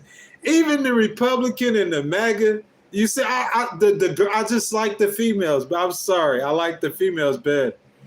A woman could tell you usually Like, even if she's a Republican, she disagree with you, but she's going to do what we're trying to do, Kelly. She's going to disagree with you respectfully. You can have a respectful conversation with a woman. A woman could disagree with you and not be like me. When men disagree, bro, those guys who support Trump, they disagree, blah, blah, blah, blah. You feel me? Got to go grab my Kool-Aid. You see what I'm saying? In a long time. So let's see. Jeffrey Ferguson says, are you United States House and the U.S. Senate has to pass a bill to deal with the border? The president can only be a Band-Aid on it. You are exactly right, brother. That's all I've been saying. This entire time. They try to put everything that happened under Biden on Harris. You can't do that. But let me tell you, VP Harris, baby, this is your chance. You're going to Arizona, you're going to the border. So you done looked at the polls and you see that you are trailing Trump by how many points on immigration. Harris sees that because she's going to the border. Isn't that the reason she's going to the border? This is your chance, Harris. Kamala, this is your chance. Step up to that microphone and give us some policy. Because them Democrats, I'm telling you, they asked me, who would I support today? I'll tell you, Harris. No one has came with anything. I'm talking about a chat full of Republicans. No one has came with anything to make me change my mind. Just speculations. I can't vote off of speculation. Because you can't tell me that Trump is going to make anything any better. That's who you will vote for. I'm not looking for Harris to make my personal life better. I'm going to do that myself. I'm just waiting on some things. That's it. Or if it is, you need to go out there and pursue whatever. That's your personal responsibility. Miss Quinn, once we get this channel up and running, I'm going to pursue everything possible with this channel. You guys will be completely surprised. You're going to be shocked. You're going to be shocked. You see what I'm saying? I'm going to pursue everything that we can with this channel. That's up to us to do that. I can't say, oh, I'm going to vote for Harris. If I go vote for Harris, I'm going to be able to go out there and get some sponsorships for the channel. So, hey, guys, I want to go to Bali. I want to go to Bali. So I'm going to find a hotel in Bali. You see what I'm saying? And say, hey, we're going to give you this many sponsorships if you let us come out there and we could broadcast live from Bali. You got how many Americans that be in the video? You see what I'm saying? That'll tap the stream, that'll see us broadcasting live from Bali. That's going to be up to us to do that. We can't expect our leaders to provide us with everything. We have to take individual responsibility. So it's about who you feel would do better for the country. You see what I'm saying? Look, I have to hold that thought right there. Door Jam Bennett, everybody, Door Jam Bennett, go ahead and like that man's comment, man. Everybody, right now, stop, you guys. What you doing? Please, please, please. You guys go like Door Jam Bennett. He just gave us a $5 super chat. I appreciate you, my brother. Thank you for your support. He said, if Biden is not fit to run again, then who is calling the shots now? As war are sparking up everywhere.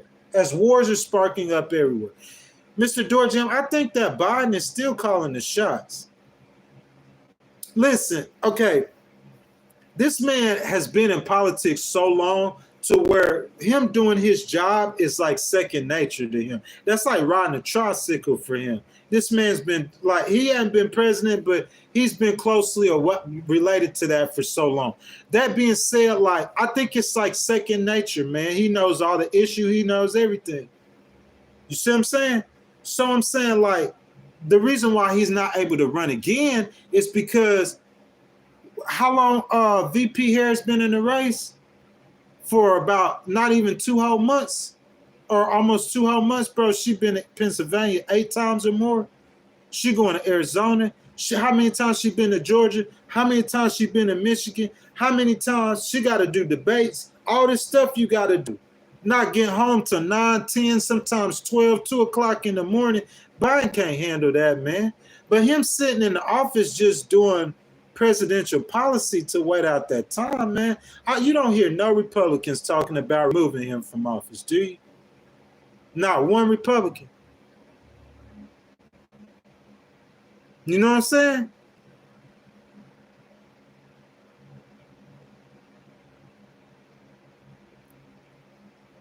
Miss Quinn, like, I thank you, Miss Quinn, for that. But like, I mean, you know, I don't know what these people.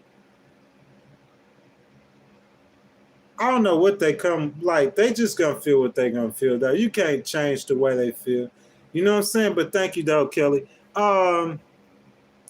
K50YT says, "Oh, hold up, JD's couch." What that man said? JD's couch. I don't know what that man said, to tell you the truth. You feel what I'm saying? I have no idea. You know, but let me go ahead and do this. I've been meaning to do this. Miss Kelly asked me to do this too.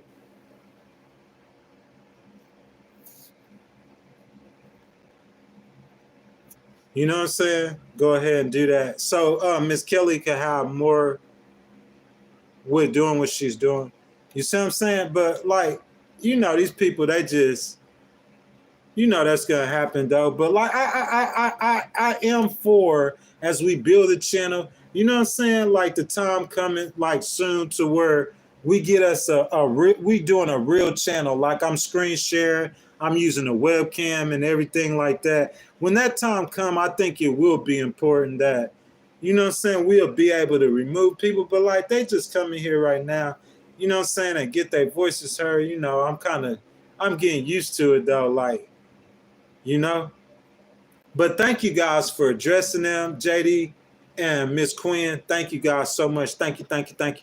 So guys, I'm gonna do a few more topics. If you guys want to do a super chat, go ahead and get that super chat in, guys. If y'all want to talk about something else, you know what I'm saying, that I'm not talking about. Guys, if you hadn't already liked the video, you know what I'm saying, I encourage you, please, to show us some support. It's free. Just go ahead and hit the thumbs up on the video. You know what I'm saying, you guys, if you have not subscribed, I would encourage you guys, again, it's free to subscribe. You know what I'm saying? Hit the notification bell. And if you guys want to become a member of the channel, you are welcome to do that as well. Guys, we have had a very lively conversation this morning. What you guys think? So VP Harris, listen, Miss Carmita, we had thought you had left. Robert Walker, I appreciate it, sir. Like, you'll be surprised how many, Mr. Walker, look, so I think the first video I did was like for 10 minutes on August the 12th, okay? So it's been what? 45 days. In 45 days, this channel, I think it had 1,000 some subscribers. We almost to 5,000 subscribers. You know what I'm saying? We got a lot of people in the chat. We get a lot of views, man. Like, people came at me about the views, bro. Like, there's nothing I could do about that. You know what I'm saying? If we got bots in the chat, there's bots in everybody's chat. You see what I'm saying? YouTube has an algorithm for regulating that, and if that's what they're saying that we're doing, that's what we're doing. Regardless of what, I'm here. Mr. JD's couch here. Miss Kamita Johnson's here. Miss Kelly Quinn's here. You know what I'm saying? My boy Kush Boy dropped in. My boy. Let me see, bro. There's so many people who come here all the time. Every day we have these conversations. They're supporting. We know real people, real life people that are coming here every day that's supporting this movement, man. You know what I'm saying? It's a bunch of Republicans. Miss Carmita will tell you. I see you, Miss Carmita. Miss Carmita will tell you, bro, there's a bunch of Republicans in this chat right now that have subscribed to this channel. And we picked up over 3,000, almost 4,000 subscribers in 45 days. I'm talking about on a vertical live feed cell phone. We picked up almost 4,000 subscribers in 45 days. I was willing to bet you that 70 to 80% of them are conservatives. You see what I'm saying? That's what me saying every day that I will vote for VP Harris. It's the debate, man. We participate in a debate every day. I give us topics. We have a debate. We building the channel, man. Like, I thank you guys so much. Love y'all for all y'all support. JD's Couch, man, I salute y'all. Everybody salute JD's Couch, man, for his support. I thank you for your support. Mr. Robert Walker, of course. Oh, Wilma. Let's see. Renee says she's an independent. That's great. Thank you for that. Let's see. Peach, Tyler, Carmita Johnson, Miss Carmita. Appreciate your support. Alicia Gresham, appreciate your support, ma'am. I see that you're a new user. I hope you subscribe to the channel. I hope you hit the notification bell, the like button. You know what I'm saying? I usually go live on Saturdays, like probably for about 2 hours right before the football games start. Before we go, though, excuse me, guys. I apologize about that real quick. I just got to see something real quick. Okay, before we go, I got Trinity Stedman with the $10 super chat. Miss Trinity, thank you so much, man.